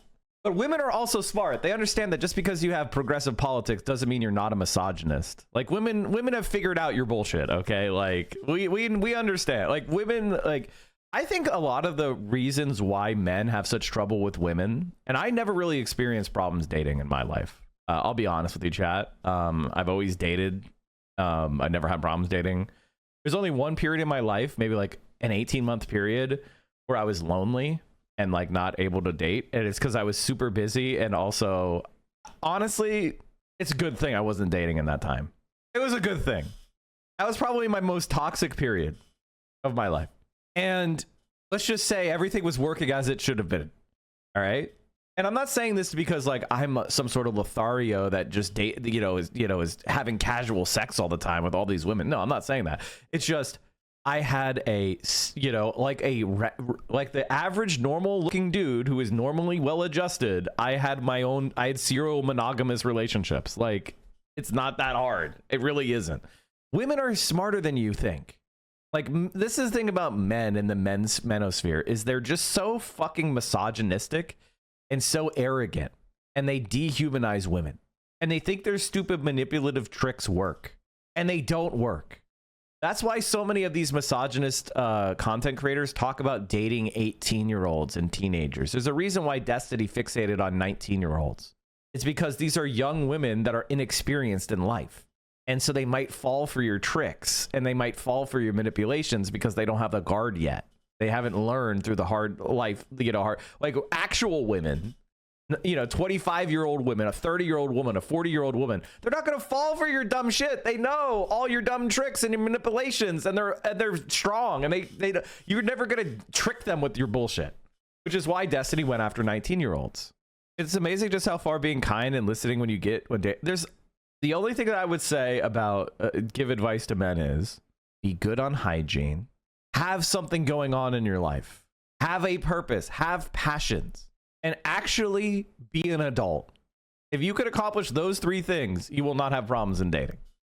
Humanize women and bam, it's easy, done, clap. I'm not going to promise you that you're going to, nothing's going to go wrong. The other thing is learn how to take defeat. Learn how to take an L. Learn how to have a bad relationship without then saying, all women are bad because this woman treated me badly. Understand that trust involves risk. And sometimes people are going to break that trust. And when they do, thank them because it shows them they're not for you.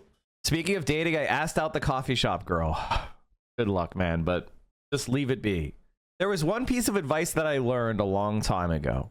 There's one lesson I learned a long time ago, and it's that enthusiasm is its own signal, right? If it feels like you're constantly poking and prodding people, it's probably a sign, right? Doesn't mean you shouldn't. Maybe they're like me. I'm a person you should poke and prod because I am, I am not very communicative in an interpersonal fashion, which is a flaw of mine. So you can poke and prod me, but for a lot of other people, it's kind of a sign. Just let them, it is what it is. Random chance and circumstances really do play a role. Of course. I don't think it's fair to say everyone who isn't dating stinks or looks like shit and is a bad person. No, I'm not saying that. You're right. Random chance is important, which means how do you increase the random chances? You have to be out and involved with shit. And, if you're out and involved and you're making friends and you're socializing, the odds of you getting into a good, healthy relationship increase. It's common knowledge that the podcast... Okay, we already watched this. Now let's go to the next Hasan thing. Because Ethan Klein and Destiny have been spamming Donald Trump's administration, trying to get us targeted. They're trying to reignite the Red Scare. They're now mainstreaming us even more.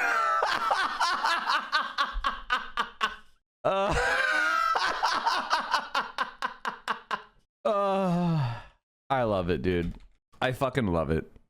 Just they like the thing about Ethan Klein and Destiny and all these people is they just have such a fundamental misunderstanding of politics. It's such a deep level. It's why being their enemy has been one of my favorite things. Like, honestly, it gives me so much gratification. It makes me so happy that these fuckers attack me. It's so fucking funny. Like, I think one of the things that the best piece of advice that I ever internalized is the best revenge is living well. And with people like Ethan Klein and Destiny as your enemies, every time you're having a good time and succeeding, they're molding and they're seething. And it's so fucking gratifying. It just gives you like a second burst of dopamine.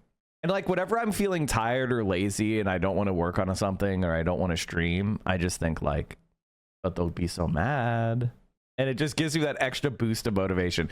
Having somebody that you can be spiteful against who just sucks is so fucking awesome, man.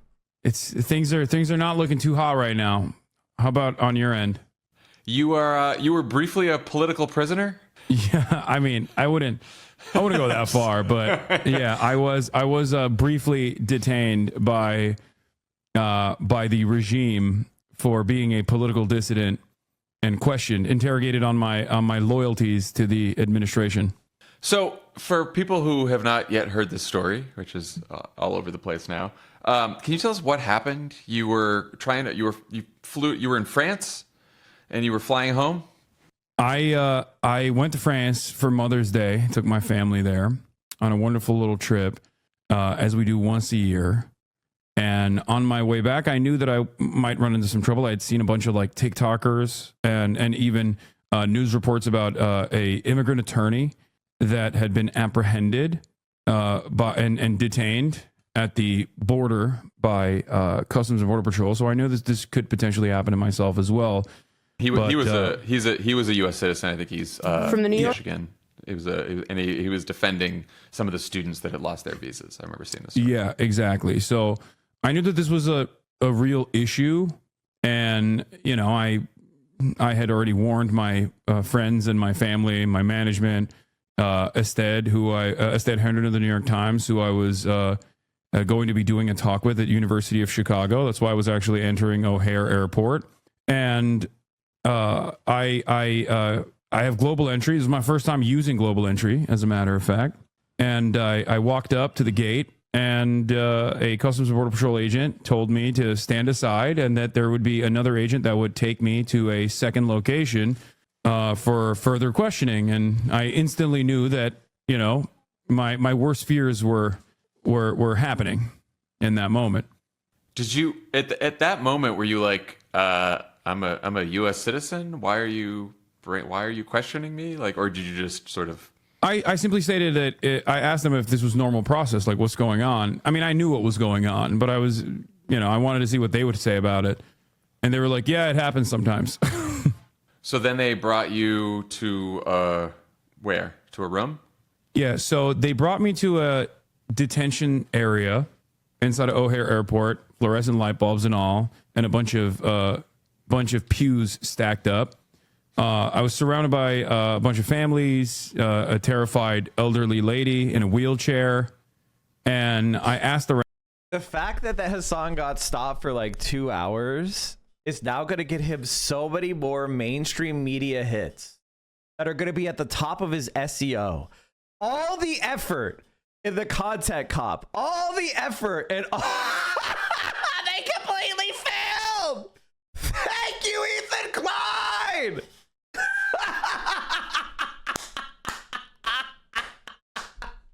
They're so stupid.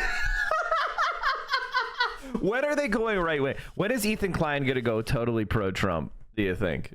When are you going pro-Trump, Ethan? When are you doing it? I feel like Destiny's going to be a Republican after Trump leaves office. He's going to pivot with the JD. He's the JD Vance guy. JD Vance was basically bored to represent Destiny. And Ethan Klein, I think he's just going to be a Republican before the year is out. But we'll see. We'll see. It might be too much of a pivot for them. I mean, to be in California and be a Republican, I don't know. But it's... Every single person was, you know, if they had American passports or not. And None of the people around me had American passports. Also, one second. I really need to do this. All right. Where was I? So you were asking if anyone else had an American passport. They didn't. Yeah, so I asked around to see if anyone had an American passport. They said no.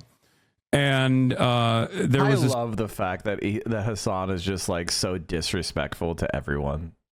Who like this is so fun. It makes me feel so much better. He's so disrespectful. He's like, yeah, I gotta go. Like getting up in the middle of like podcasts and shit to go piss, just eating on CNN, just the power moves, dude. Look at the Wikipedia page on Hassan.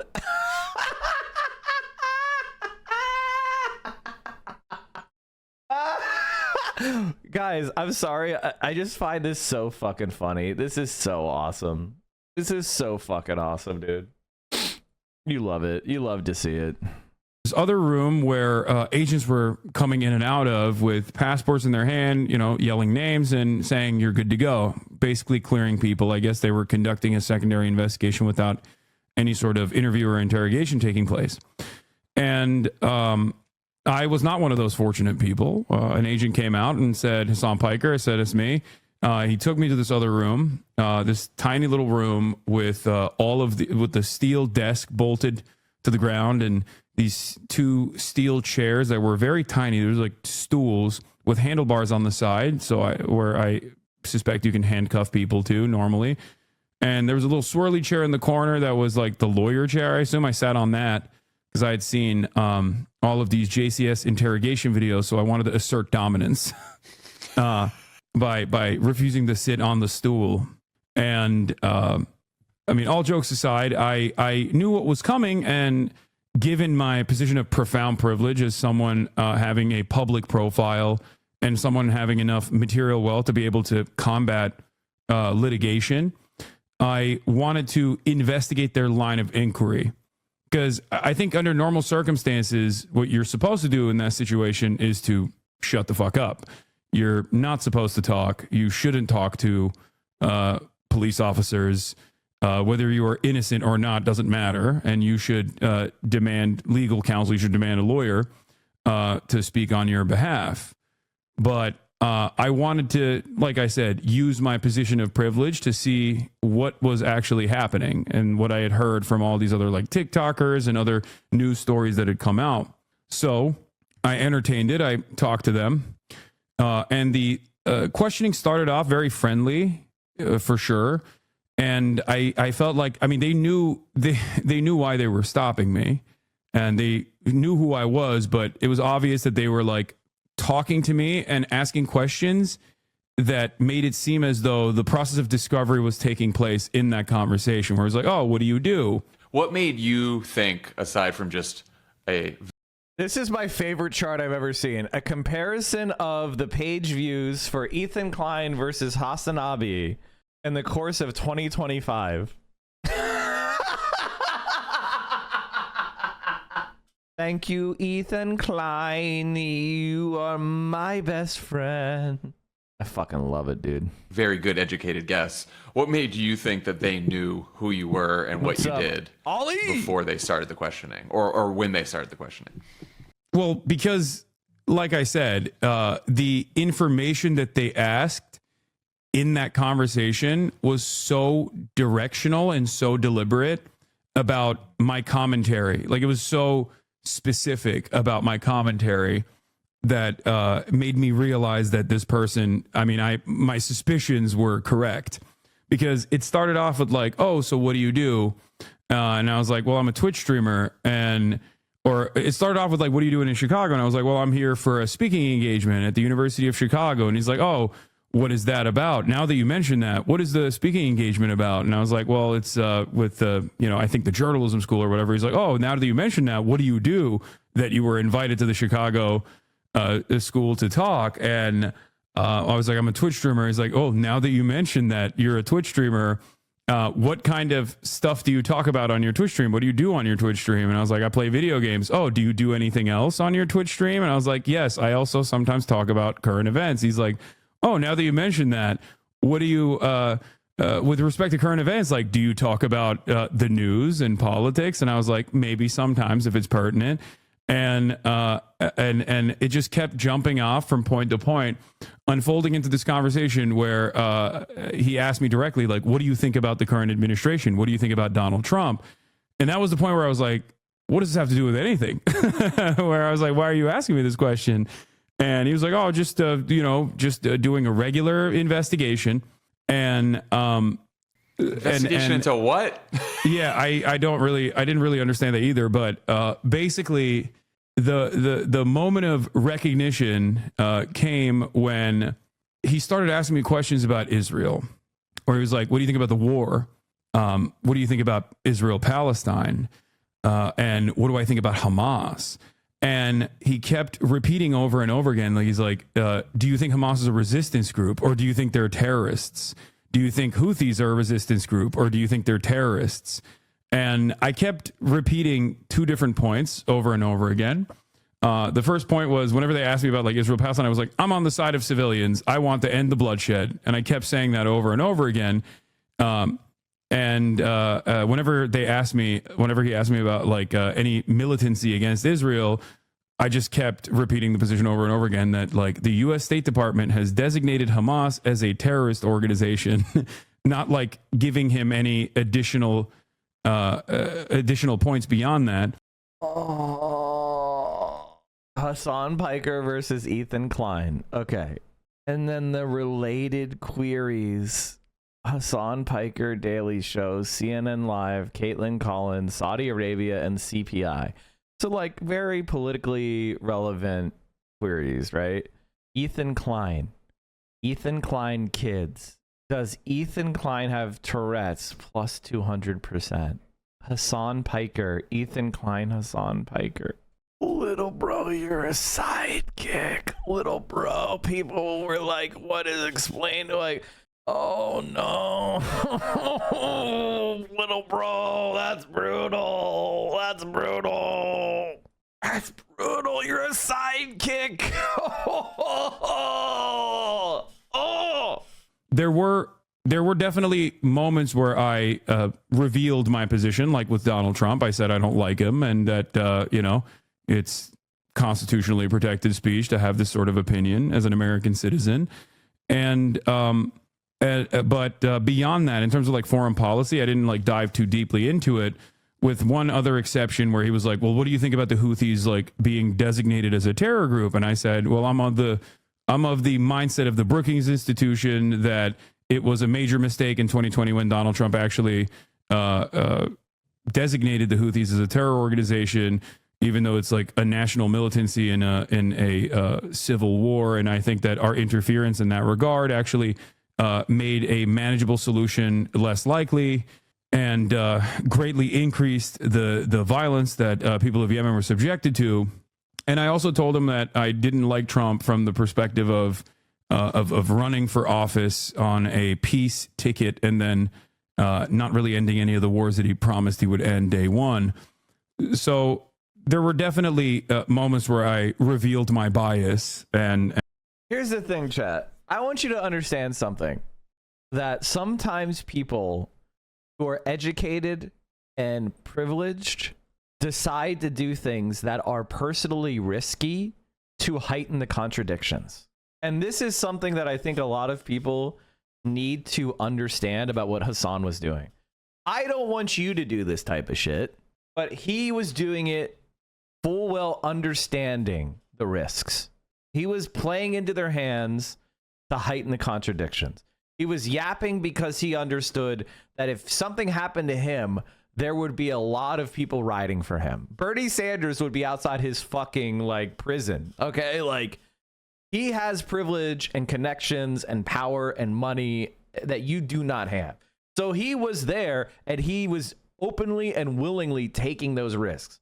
So anybody going like, he's an idiot, he shouldn't have done that, blah, blah, blah, you're a fucking moron. Okay, this is exactly like how famous cases have gone on in the past. People knowingly violated what is good practice for normal people in order to force enforcement, to see where the enforcement goes, to challenge the system itself. I'm not trying to make him some sort of grandiose martyr here. I'm just saying that I've seen this argument made, and this is blaming the victim ego protection bullshit. This is how you avoid fear. I want you to understand something, chat. The Constitution is a piece of paper. Your rights exist only as a social norm. And right now, Donald Trump is challenging all norms. So if you think that you can recite some magic words some lawyer told you or some you saw on some TikTok and it's going to make you safe from repression, you are wrong. So if you're standing there going like, Hassan, if you'd only done X, Y, and Z thing, it wouldn't have happened to him. I do X, Y, and Z thing, so I'm safe. No, you're not. No, you're fucking not.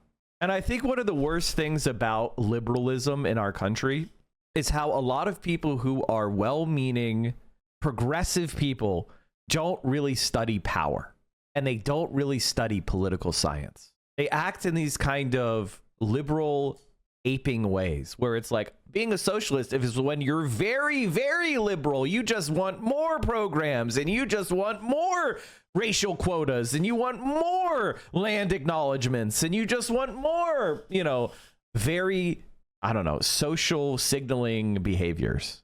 Look how educated I know all the woke terminology. That's not what being a left-winger is about. But being a left-winger is understanding the material basis of power and attempting to organize the working class as a unit, to have class consciousness and work collectively to rebuild society for the benefit of all. Okay? That's what being a left-winger is about. If you don't believe in that, you're not a left-winger. You're something else. And left-wingers understand that power flows from the barrel of a fucking gun. Economic power flows from your ability to exercise that economic power. It is from the material effort, the labor that is being done. Is this meant to be your shield, Lord Stark? A piece of paper. I mean, that's part of why the early Game of Thrones was good, because it had those lessons, getting people to think about shit. Like, I think a lot of people, when they watched Game of Thrones, why I really liked the show or the books, when you first get into Game of Thrones, you read it and you're rooting for the Starks. And then you see all the naive, fucking hidebound, liberal shit they do. Just run right into fucking a brick wall because they don't actually fight a war to fight the war. And you see that happen over and over and over again. And then what happens is unintelligent people start rooting against the Starks. Unintelligent people start rooting against the Starks, which is like, oh, the Starks, they're losers. They start like, they have this like realization about how the world of Game of Thrones works. So they start rooting for competence. So they transition to liking the Lannisters, and they start, Tywin and all that. And then the books get you again, because they show you that the reason why the Starks had power is because they actually had the grassroots support of the northern people because they were just. So yes, in the beginning, they fail because they are just and incapable of anticipating the ruthless actions of the Lannisters. But then the Lannisters lose because their ruthlessness backfires. It's an actual treatise on power and politics, and it's intelligent, and people get whipsawed around because they're stupid and they don't know how to interpret materially what's happening. Anyway, let's keep going. Finally, someone who actually understands games. Thank you. I mean, well, that's just because it's materialist analysis is what makes you understand the world a lot better. The best part about dialectical materialism is it's dialectical, which means I also understand the power of ideas. Ideas are important too, which is why class consciousness is what I focus on, because class consciousness is an idea. It transitions the material reality of labor power into a political movement. So in order for that to happen, that idea has to proliferate. Anyway, talking about stuff. We like it. And services prices and inflation in assets. But we don't look at the asset inflation. Central banks, we're not. This is an old topic we were talking about. All right, back to Hassan talk. I don't know how I got off on that, but I did. And my issues with the administration. Would you ever be interested in having a convo with Claudia? Yes, sure. Where does she live? Yeah, I saw this. Jamal Bowman endorsed Zoran, which is cool. Juan, Bernie, and AOC, what are you waiting for? What can he say? But then I even told him, like, I call balls and strike. Later timestamp for daily listen 2 minutes in until 6 full BS LOL things. Oh So yeah, let's get into the New York Times has like one of the dumbest bureau chiefs of all time in Beijing. He's literally stupid. The idea that China caved to Donald Trump is absolutely just total bullshit. Donald Trump is the one chasing Xi around. Like they're insane. And that shouts out to the other John who always used to say that. I don't know Straight if he says shooter. that. He's a straight shooter. Yeah, I Respected call on balls both and strikes. sides. I was like, listen, Trump also does some good things, and I openly admit that when he does good things. Like, for example, when he actually engaged in a ceasefire with the Houthis, like that was good. It's much better than dumping $15 billion worth of munitions on Yemen, I think, for no discernible reason. But ultimately, he left for like 35 minutes and then came back and started asking the actual actionable questions. And I've had some run-ins with other agencies in the past under not so similar circumstances. Not was like at the point of entry into the country or whatever, but like I've had talks with the FBI in the past. So there is a point where they start asking you the real questions, like the questions that are not simply First Amendment protected speech, but instead, have you ever offered material support to Hamas, Houthis, or the Hezbollah? And I laughed. I said, no. Have you ever been in contact with someone from Hamas, Hezbollah, or the Houthis? Which I thought was strange because I don't think that's actionable either. I don't think that is actually illegal. But I said no. And one question that they asked me that I thought was really strange was if I had actually interviewed a member of Hamas, Houthis, or Hezbollah, which is super not illegal. Like that right there is just, people do that all the time. And it's interesting because he had asked me prior, before he had left, about a bunch of different things, like my Twitch bans, why I had been banned from Twitch in the past, and also if I had actually interviewed a Houthi or not, because I had interviewed this kid, this 19-year-old Yemeni TikToker that was dubbed Tim Houthi Chalamet. And I thought initially when I encountered him and when I interviewed him that I thought he might be a Houthi, but then we quickly found out in the interview that he was not. But I had that conversation with him where I was like, well, he's not a Houthi. His last name is Al-Haddad, and the Houthis are... What the fuck happened? What the fuck happened with the captions? What the fuck happened with the captions? Oh, what the fuck happened with the caption? A Zaidi Shia family, and the agent himself was Iraqi, so he was like, oh yeah, that's right, that's a Sunni last name. And the reason why I knew that he was Iraqi is because he also told me that. I don't know if it was to just like garner sympathy to make me reveal more stuff, or if he was genuinely sympathetic. I don't know, and felt like this was a stupid waste of time.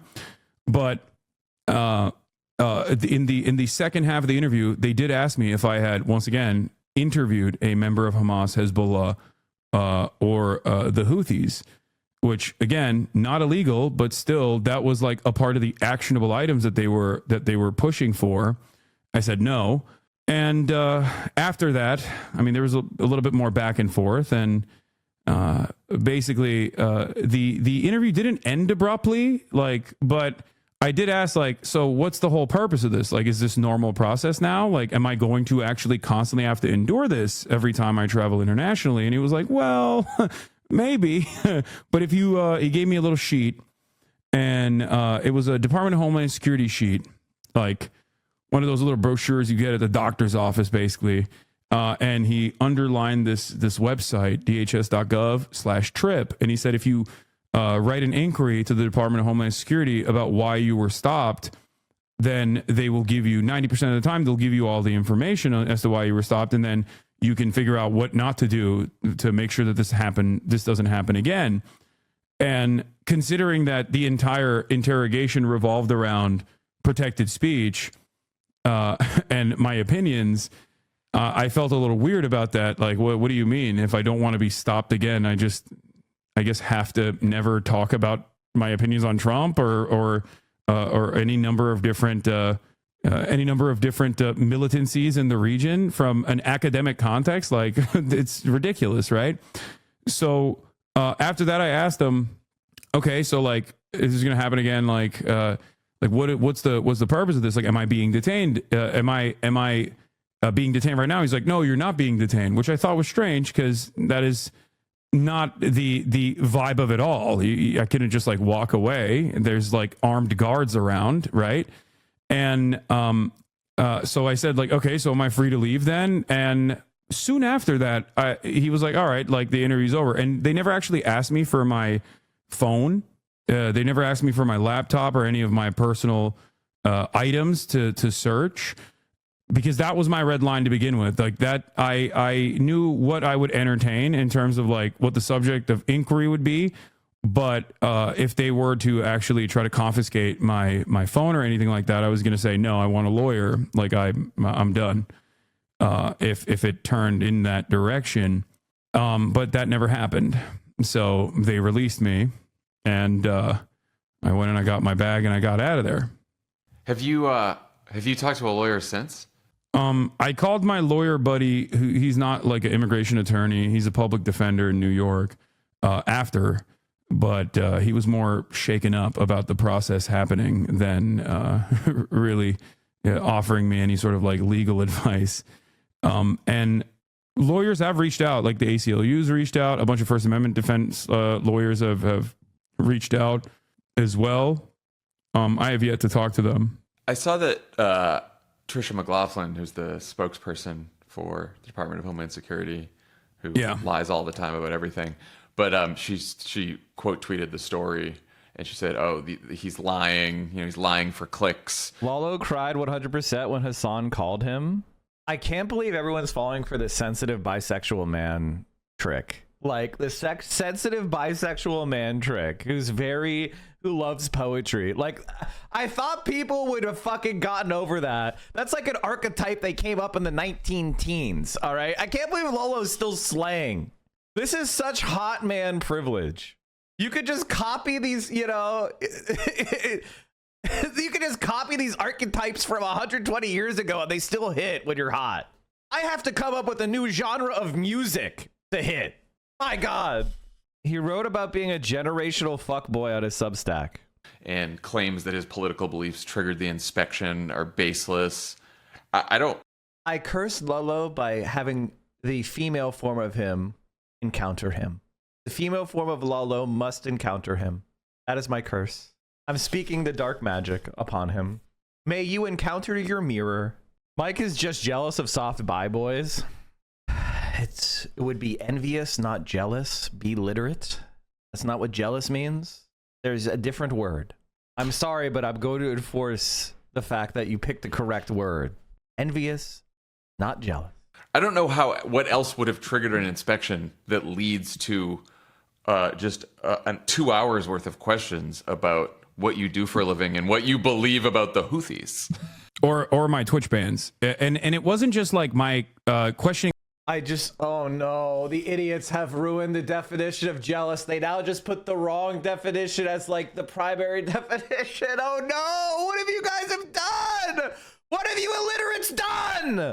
This is like when literal means figurative. Me about like my beliefs about the Houthis. It was very specific questioning. Language is ever evolving. No, I agree that language is ever evolving and I can't stop it. However, I think that one of the things that is very problematic with the way that we interact with language is that it becomes absolutely rife with confusion, right? Because I'm a literate person, so I understand the difference between jealousy and envy, right? Jealousy is like when you're suspicious of someone's faithfulness, or you're worried about someone like intruding upon your rights. Like you see your wife talking to another man, you're jealous. Right? That's the emotion you're feeling. You're feeling like, oh no, what if my wife cheats on me? What if my wife loves another man? That's jealousy. That is a bad emotion. That you're jealous of your boyfriend or girlfriend is out late at night and you feel jealous. You feel like, there's a threat to your relationship or to your that's the feeling you're feeling. You're feeling jealousy when you see someone succeed and they're living a great life and you want that life and you covet that life. That's envious. And like when I say jealous, I mean jealous. When I say envious, I mean envious. And it's very clear what I mean. But when jealousy now means both, the meanings are now confused. And so now you need greater context, and you have to be a brighter listener to get my meaning. And because of that, we're now having a problem in communication. There's more ambiguity in our communication. And I think that causes a lot of problems. So there's a few words that I try to protect because they're important to protect these as different ideas so we're not confused. Using literally when you mean figuratively is very confusing. And like when people are like, yes, Mike, language evolves. And it's like, well, yes, but it's never evolved. There are people like me who think you mean jealous when you say jealous. And then there are people that are otherwise who don't understand what I mean when I say jealous. They think I mean envious. And it's like, these are totally different feelings, totally different experiences. And now you don't know what I'm feeling because the word has been twisted into incoherence. That's what I'm fighting against. It's not that I'm a prescriptivist per se. It's just that I think it's good to defend the borders a little bit on different words for the purpose of clarity. I like new words. I like new neologisms. I like the fact that things change. But this is a point. This is my most right-wing take, by the way. This is my most right-wing take. My most right-wing take is there should be some level of, we shouldn't be purely anarchist about our languages, and that we should have a little bit of a authority and centralizing factor for the purposes of clarity. And, there should be freedom at the fringes to develop and innovate, and language should not become super hidebound and super controlled like the French do. I don't like the French system, without a doubt. I think the French are bad on this. But at the same time, when people use words incorrectly, they go, well, lots of people use the word incorrectly. A lot of people say GIF. It's GIF. It's fucking... No, I'm kidding. Okay, I'm just trolling. All right, let's keep going. Regards to my commentary, where they were like, do you believe they're a resistance group? And yeah, they are a resistance group, but like I wasn't willing to step on that landmine in that moment to see how much further we could go in that conversation. But like but like I said, they asked me about why I had been banned from Twitch, and the last time I got banned, I explained to him that bans are just simply suspensions, and that he basically asked me like, okay, well, it says here, you got banned for saying for calling, like doing a death threat on Rick Scott. And I was like, well, that was actually not what I was saying at all. I just simply said that if Republicans were serious responding to Mike Johnson's statements about cutting Medicare, I was like, if Republicans cared and they were serious about Medicare fraud, then they would they would kill Rick Scott, who was responsible for the largest Medicare fraud, award-winning Medicare fraud in history. And he was like, oh, so you meant like you wanted to kill him out of office? And I was like, no, that's not what I meant at all. Like, it had nothing to do with like an assassination of any capacity. It was more so to talk about the hypocrisy of the Republican Party on this issue. So the very fact that it was like hyper specific also led me to believe that, I mean, I assume they have a file out there, but and that you were on some kind of a list. It was shocking because it was like such silly Reddit level drama almost that they were relying on as far as like information that they were gathering, and it confused me. But I guess the incompetence of it all confused me, right? Like, this is a real potentially criminal investigation, right? I would assume they would have higher level of actionable intelligence than simply relying on like headlines and clicks or out of context clips that people have elevated to a point of newsworthiness. Maybe, but also like there's a couple options here, right? Like, there's one is that they did this because they know you're a public figure and that you would talk about it, and their whole intention is to send a message that people should be afraid that this might happen to them if they speak out. You mentioned the TikToker. There was another U.S. citizen who was on TikTok who has like spoken out against the Trump administration, and I think something similar happened to her as well. So there's that. There's also, I had been worried about this because I heard Seb Gorka, who's the White House fucking counterterrorism chief now, and a few others have sort of been like, well, the Dragon of Budapest. Yeah, exactly. They've been making the leap from there's an invasion, and there's terrorist groups that now we're designating everyone a terrorist group, and the people who support them, and the people who basically criticize the deportations and criticize the detentions and the disappearances. There's laws about supporting providing material support for terrorism, and I'm like, oh, is this how they're gonna try to ensnare American citizens by being like, you were supporting terrorism? Yeah, I think this is an ongoing attrition of civil liberties that certainly happened throughout historic moments in U.S. history, but all the way back to like McCarthy trials. But it certainly escalated after 9/11 under the prism of war on terror, where America's security state grew by an uncontrollable margin. And I think this is the final logical conclusion of that erosion, where it's not new in the sense that they have always wanted to blur the lines between material support, which previously meant everything but speech, like logistics or financial support, like direct financial support, or shipping arms or whatever, to simply offering support by voicing your opinion, which is constitutionally protected speech. It's the Supreme Court has decided that this is constitutionally protected speech for domestic terror groups like the Klan or the American Nazi Party. And I'm not even making an equivocation or anything here, but like it's just simply constitutionally protected speech. So they have been trying to, I think, make it so that any kind of opinion that you share that the administration doesn't like, but certainly any kind of opinion that you share about American foreign policy should be prosecutable, a prosecutable offense.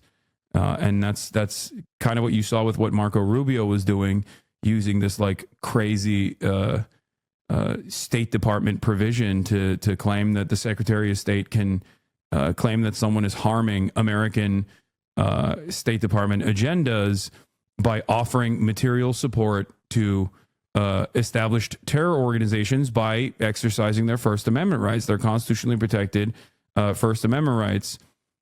It's packaged as immigration enforcement with the case of Mahmoud Khalil, or with the case of Rumeysa Öztürk, or with Mohsen Mahdawi, two legal permanent residents with the green cards, and Rumeysa is a student visa holder. But I think that it is inevitable that they would elevate this to American citizens as well, natural born U.S. citizens as well. We're not there yet, but it's obvious to me that this is the direction that we're heading down. Was there a moment during the whole thing where you were scared that it might go south? Not really. But I guess I just don't, I have a wanton disregard for my own safety. So I don't, I didn't really read too deeply into it. I mean, there's always that threat, but I receive death threats all the time too. And it is what it is. It's just part of the job, unfortunately. Has the experience, now that it's happened to you, even though you expected that it could happen to you and you've seen it happen to other people or heard about it happening to other people, has it like changed at all the way? Sorry, Chad. I was just pondering that statement because it's like one of the things I've noticed, and it's something that I've started to say a little bit more, which is like, I'm not a politician. Hasan is not a politician. Like there isn't an election day where I suddenly stop being relevant, or there's not going to be an election day where Hasan suddenly stops being relevant. This is the thing about politics that people seemingly don't understand. I am just permanently relevant. Hasan are just permanently relevant. You need to deal with that. because we have built communities of people who give money and have opinions about politics in a certain direction, and that's just that. There's not an end date. But so people try to treat me like a politician, where they try to find some embarrassing personal thing or some statement I said in the past that's gonna like fully cancel me or something. I'm sorry, there is no geographic extent where I need to get 50% plus one of the votes. All right, like, and then the election happens and I'm either elected or I lose. It is what it is, you know, like. So, but people seem to treat us like politicians when they try to catch us in some like, oh, you said this thing or you said that thing and you're we got you, now people can dislike you. And it's like, no, man, like, it doesn't matter. It really stop treating us like politicians and start treating us like commentators.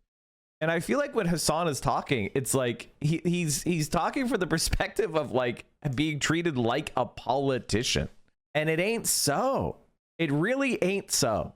And so I'm just unbowed and unbothered by it. Go look at the Wikipedia page views between Hasan and Pod Save America. It's quite interesting. Look when Hasan overtakes them. Go ahead and instead of me doing all that work, why don't you do it and then give me a link? I thought you were a talking head or a pundit, whatever you want to say, political commentator, pundit, influencer, organizer. We'll take it all. You think about like how to effectively oppose this administration, which does seem more like a regime at this point. Like I've been going through this in like the last month or so, where I'm like, you know, all the debates we have about how to oppose Trump or this administration, it sort of assumes that we're still in like normal political world where there's two parties and you have elections and you make an argument, and it just feels like we're going down a path that we may have to start thinking differently about. What do you do when the state is just, you know, weaponizing government and their power to just silence opposition? If that time comes, then tactics might change. But right now, as it stands, there are still judges. Some of them have been arrested, but there is still the rule of law and the Supreme Court. And I think how do I get Mike to shill for the new YouTube video? Progressive influencer tells of detention at U.S. airport. Hasan Piker pictured. I'm sorry, chat. It's so funny. We found the best fucking. We found the best article talking about it. Where they take. This is such Fox News strategies, by the way. Of course, they put the sexy women photo in Fox News. This is why Fox News wins. This legitimately is why Fox News wins, because they just grug. They just grug. They're like, sex sells. And they just put women's legs in front of the boomers. They put women's cleavage in front of the boomers, and they just grug it out. And honestly, it fucking works. It's crazy. It's kind of odd that you talk about Hasan as though you have similar degree of relevancy or motion. Huh? I would say that Hasan is one order of magnitude more relevant than me on Twitch, and probably 2 orders of magnitude more relevant than me overall, maybe 3. But in the political space, it's an order of magnitude, which is quite a lot. But I mean, I don't know what else to say. Like on the Twitch streaming show, like I don't know what to say, right? Like you just go directory, just chatting, browse English.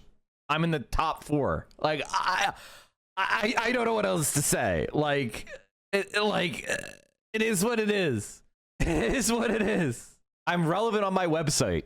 That's it. So is Tectone. That's why we talk about him. Now, he also has a, let's just say he knows a lot about botting. Like, it is what it is. I'm not trying to claim that I'm anywhere near the size of Hasan, but compared to, like, everyone else on this website, twitch.tv, I'm pretty good. Like, I'm pretty good. And the reason why I talk about Hasan is because we're friends and we're collaborators, and it is what it is. You know what I mean? Like, the more he grows, the more I grow. It's part of why I talk about him. It's because I'm grabbing his viewership into mine so I could talk about things. I disagree with Hasan on some things, so I talk about it. But I do find it interesting when people try to stop you from doing the thing that works. One of the things that's very interesting is when when people are very bitter, they try to stop you from doing the things that work. It's like the thing that like talking about drama brings people in, and then you get to keep them based on the quality of your content and whether they're interested in this type of content at all. And I understand a lot of the people that are interested about Hasan are interested in left-wing political commentary. So I try to provide my type of intellectual, nerdy, you could say left wonk political commentary, right? And if you're interested in that, you'll stick around. If you just want the drama, you won't. But all I need is some of you to stick around, and it's going to work. And there are a lot of people that watch both of us, and that to me is great. I love that. I like when my friends succeed. This isn't a zero-sum game. When Hasan does well, that helps me. When I do well, I also push people to Hasan as well. I've pushed people to Hasan that never would have gone to Hasan. Now, am I a major source of viewers for Hasan? Probably, but not in the top 10.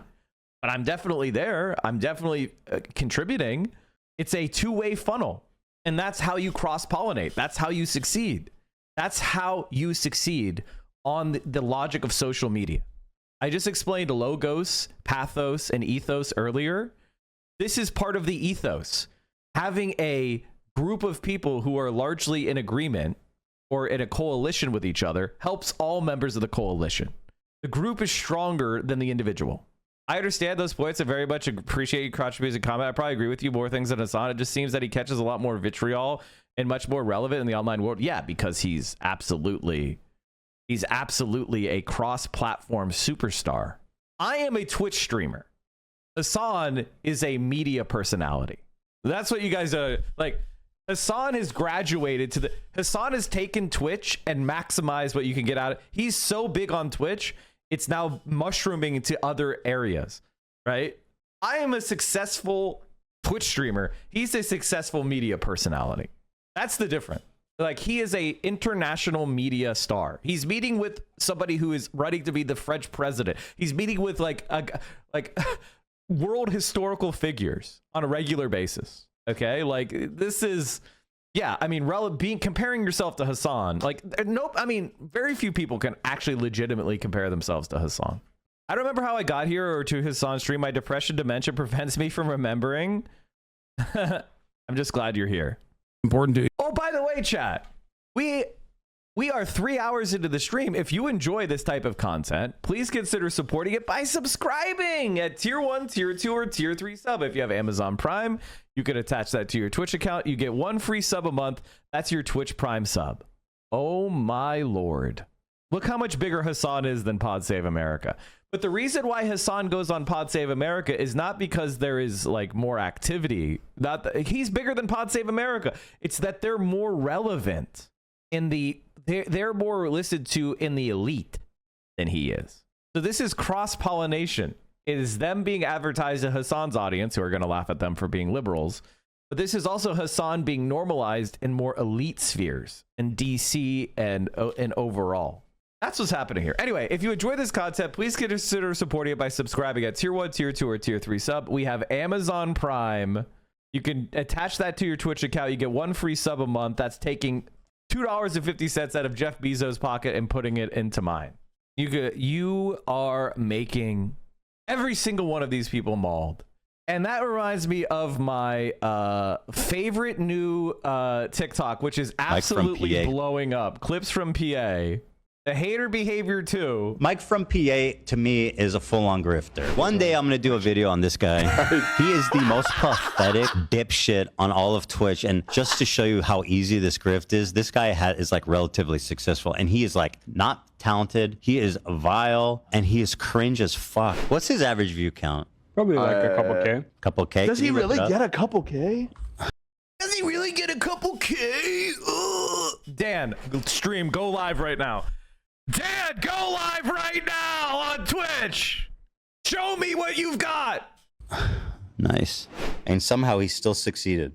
You know? He has 7,000 members or something. Every time I see that number, I'm like, whoa. I'm happy to say that his sub count is getting lower. Chat, anytime he sees my sub count going down, oh, by the way, it's not that.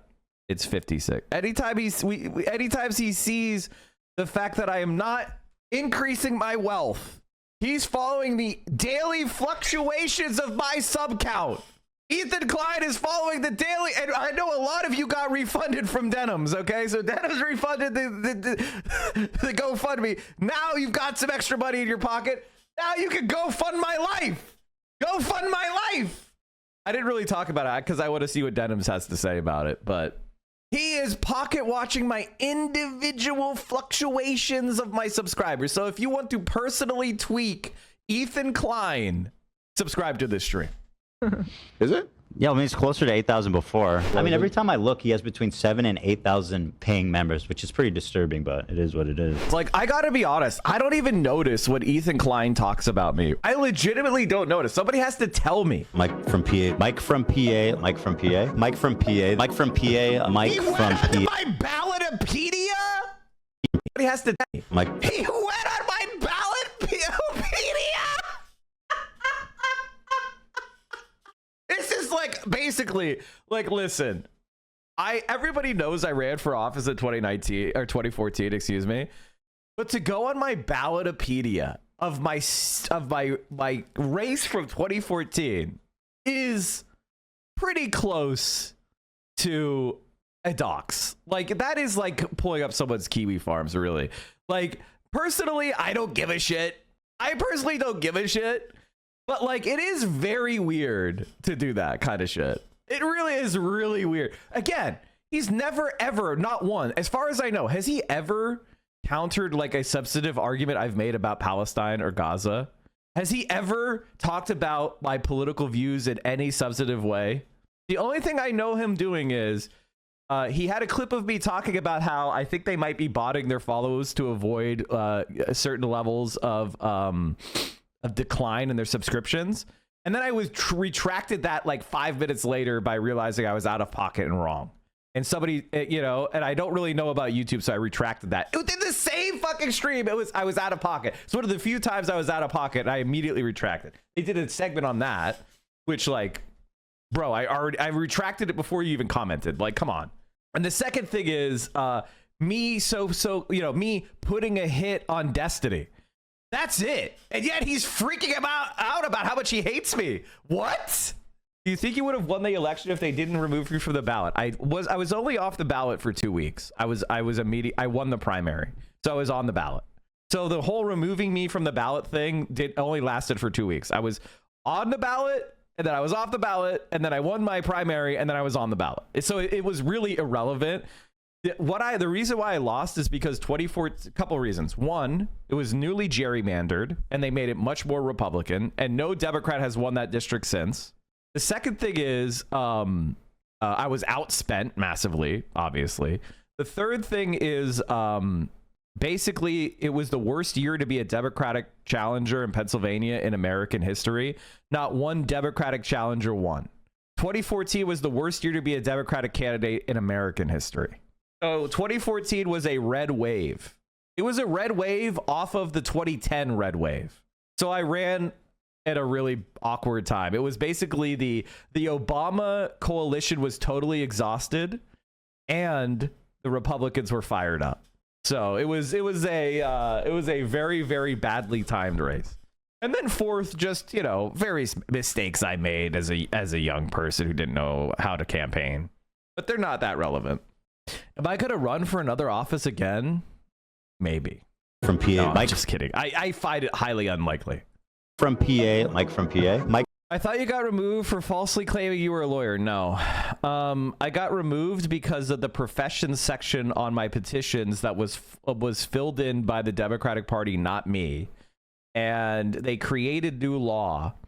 At the trial court and the appellate court level, they said that in Pennsylvania, it was totally fine to call yourself a lawyer, but as long as you don't spread the idea that you are a barred attorney. If you went to law school or you're studied in the law, that's the traditional definition of lawyer and has always been. The far-right Republican Supreme Court invented new law. They consolidated my case with another one, and which was a retired attorney who was challenging the sitting Republican governor, and then me, a fresh law school graduate. And they said, You are not allowed to call yourself a lawyer or attorney. If you're a retired attorney, you must be a currently licensed attorney, because putting this on your petition as your profession is the same as holding yourself out to practice law currently to clients, to prospective clients. You're advertising that you're offering your services. They made this up, by the way. This was totally made up so they could kick both of us off. And then that same Supreme Court. And then, by the way, everybody was pissed. And like, there was not one person who says that I tricked them into thinking that I was a practicing attorney. They had not one shred of evidence that it ever happened. Okay. So, but they just made it up whole cloth. And you know what happened to those judges? They ran out of office because they were exposed for being zoophilic, pedophilic, sex criminal fucking racists. Let me show you what I'm talking about. Obama with bone in his nose, PA Supreme Court. They had to resign in shame. Hold on. Let me see if I can find this. See what the AI can find it. Okay, they can't figure this out. The searching can't work. Okay, they're just confused. All right, hold on. PA, Pennsylvania Supreme Court email scandal. We'll figure this out. Oh my God, there we go. Here we go. No. Here we go.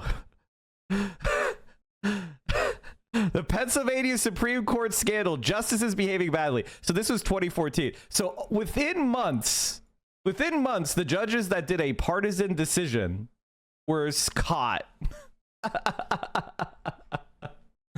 So ultimately it didn't matter.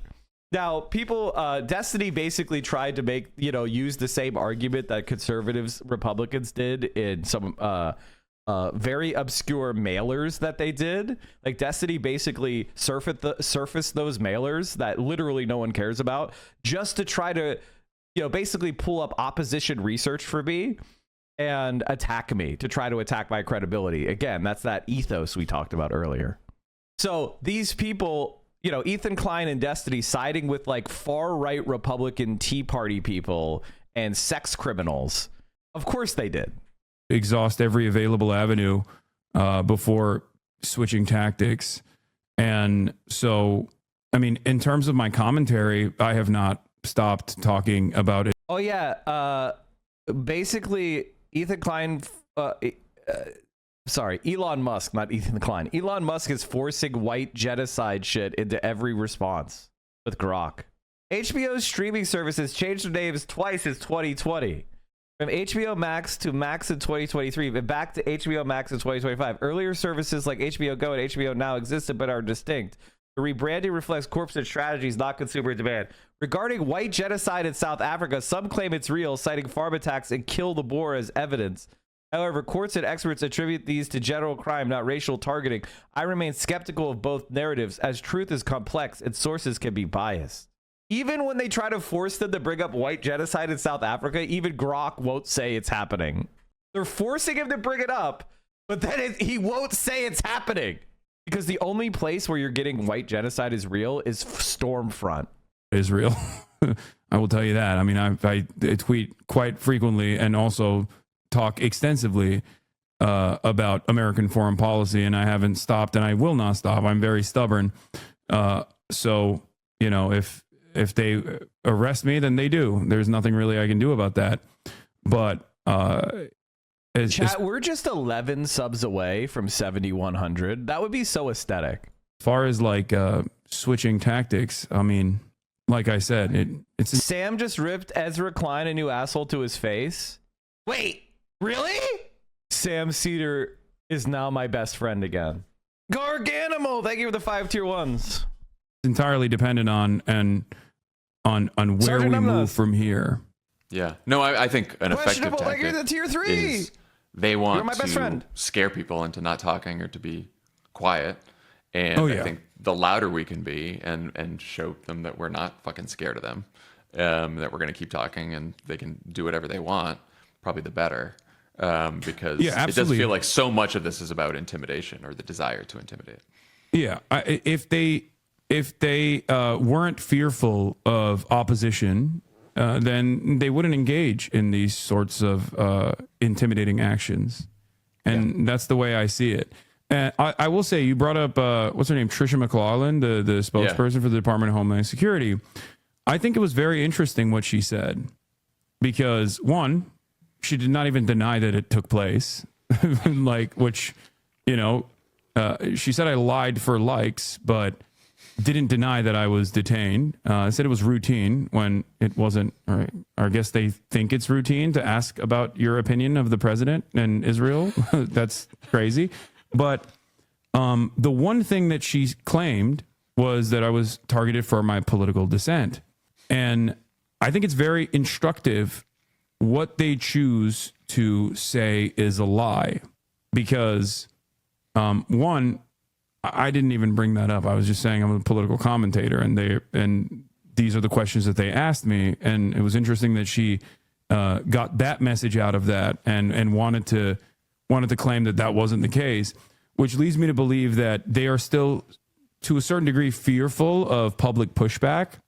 Like, we're not officially at the level where they're just engaging in a denial of habeas corpus on political dissidents, but they are still very much fearful that that the branding of the Trump administration is going after political dissidents for their political opinions is a branding that they're afraid of being associated with.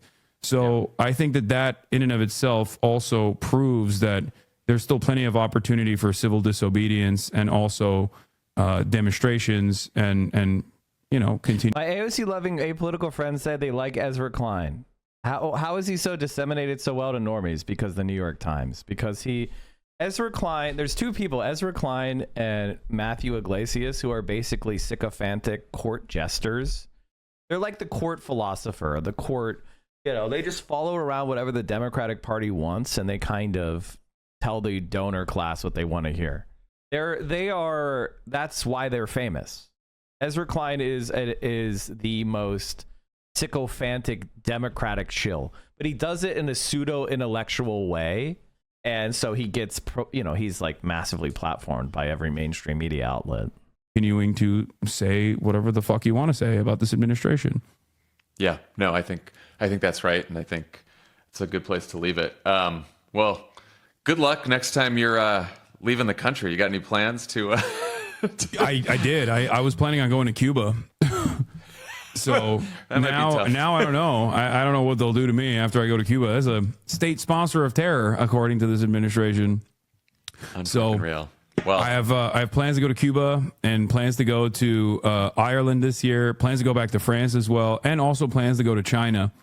And I'm probably going to continue. I'm going to do all of those things, but we shall see. We shall see what happens when I come back. But it is really interesting that I get a warmer reception upon entering a foreign nation than I do coming back to my own. It's absurd.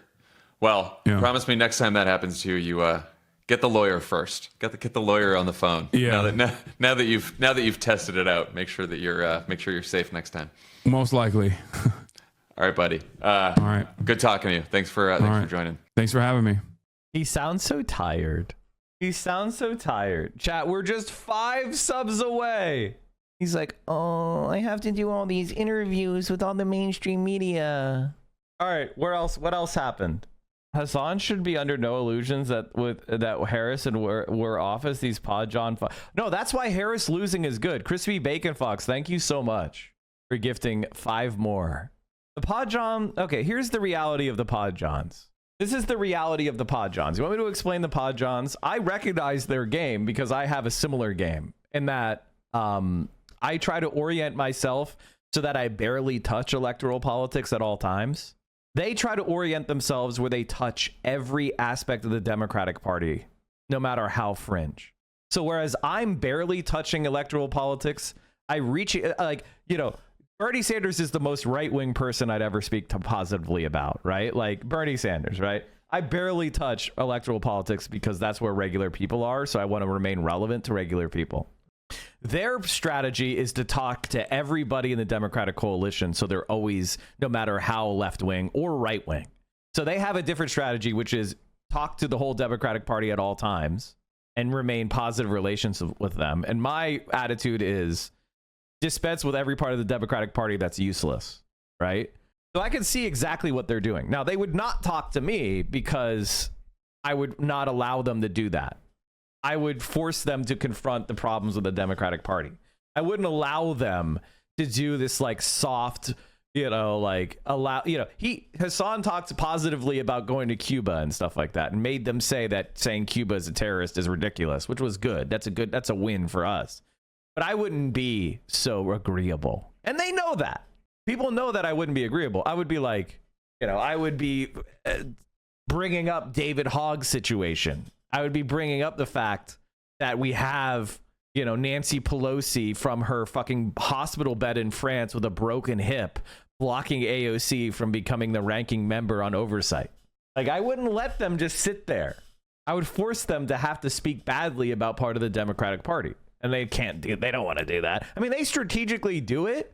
Sometimes they strategically do it. That's why the Podjons are, they're smart. They're smart neoliberals, which sucks. I hate that. The neoliberal Claudia hit pieces. Oh yeah, I went and yelled at this guy on his Twitter account, guys. Don't worry. I love when people talk to me about shit and it's like, I already yelled at this guy on my Twitter. I already found this journalist and yelled at him.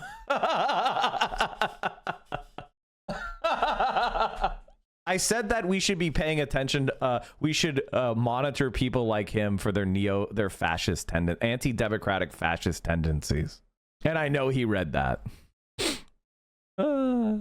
China warms up to the idea of building a railway across Brazil and Peru. Wow, that's never. Brazil is really interesting in that large swaths of it, it's very big on the map, but large swaths of it are just completely unconnected. The Amazon is like not like the Mississippi. Did he block me already? I don't know. I doubt it. Okay. Make sure you guys like my video and go watch it and promote it and comment it. And other capitalists are bad at capitalism news. Wednesday and Thursday's episode. Because I need... I know it sucks, guys. I know it sucks. But trust me, I need to do this because there are personal projects, videos that I need that demand my attention, that need to be finished for the main channel. Very, very relevant, very highly anticipated. So I can't do both. I just can't. You know what I mean? Like, both of them take my full attention. And I need to get in the laboratory and crank out what I need to do. What's so funny about that? I don't know. I think I shot a booger out of my nose. I just wasn't expecting that from Lena. I don't know. What did she do? She threw no, I'm sorry. She put up the show him, Lena. The demon mode. Yeah, the demon. Yeah, mode. demon mode. Yeah, that's cool. We can do a crew member on Thursday if you guys are up for it. Crew members stream. Yeah, at least I'd be happy to come in. Yeah, Dan will be doing a show on Thursday. Dan. Solo Dan show. Yeah, I guess, I don't want to necessarily volunteer all my coworkers, but I just care about our members. And we didn't have a members episode the week before last. And Don't ban. I'm curious. I want to know more. Let's go. It's not too late to get a Predator personality. Let's go, Israel. We're going to find out more about you, viewer video. We're going to find out all about you. We're finding out all about viewer video. Let's go, Israel. Let's go, Israel. Zionists will be considered on the same tier as Nazis in the future. Again so soon. I'm so sorry, guys, but trust me, it's worth it. Your guys' direct support gives me the ability to cancel this midweek episode, and trust me, you're gonna want what I'm working with. Your direct support allows me to cancel. A reverse mortgage loan is that's revenue. That's money, baby. Should we? Your support enables me to cancel the episode. Gives me the time to focus in on this other project. Yeah, the more members we get, the less shows we're gonna do. Thank you, guys. That's not true. That's not true. We take good care of our members, you guys. And then, of course, a foreign policy, Gaza is my real number one. But I mean, like, domestically is what I was talking about. Anyway, thank you guys, gals, non-binary pals, for all the support. Thank you for subscribing and supporting the stream. It means a lot. And thank you, Ethan Klein. You are my best friend. All right, everybody, stay safe out there. Solidarity forever, my friends. Socialism will win. And of course, Ethan Klein, Ethan Klein, Ethan Klein, you my best friend. Make more videos about me, Ethan Klein. Make more videos, Ethan Klein. All right, everybody, peace out. Free Palestine.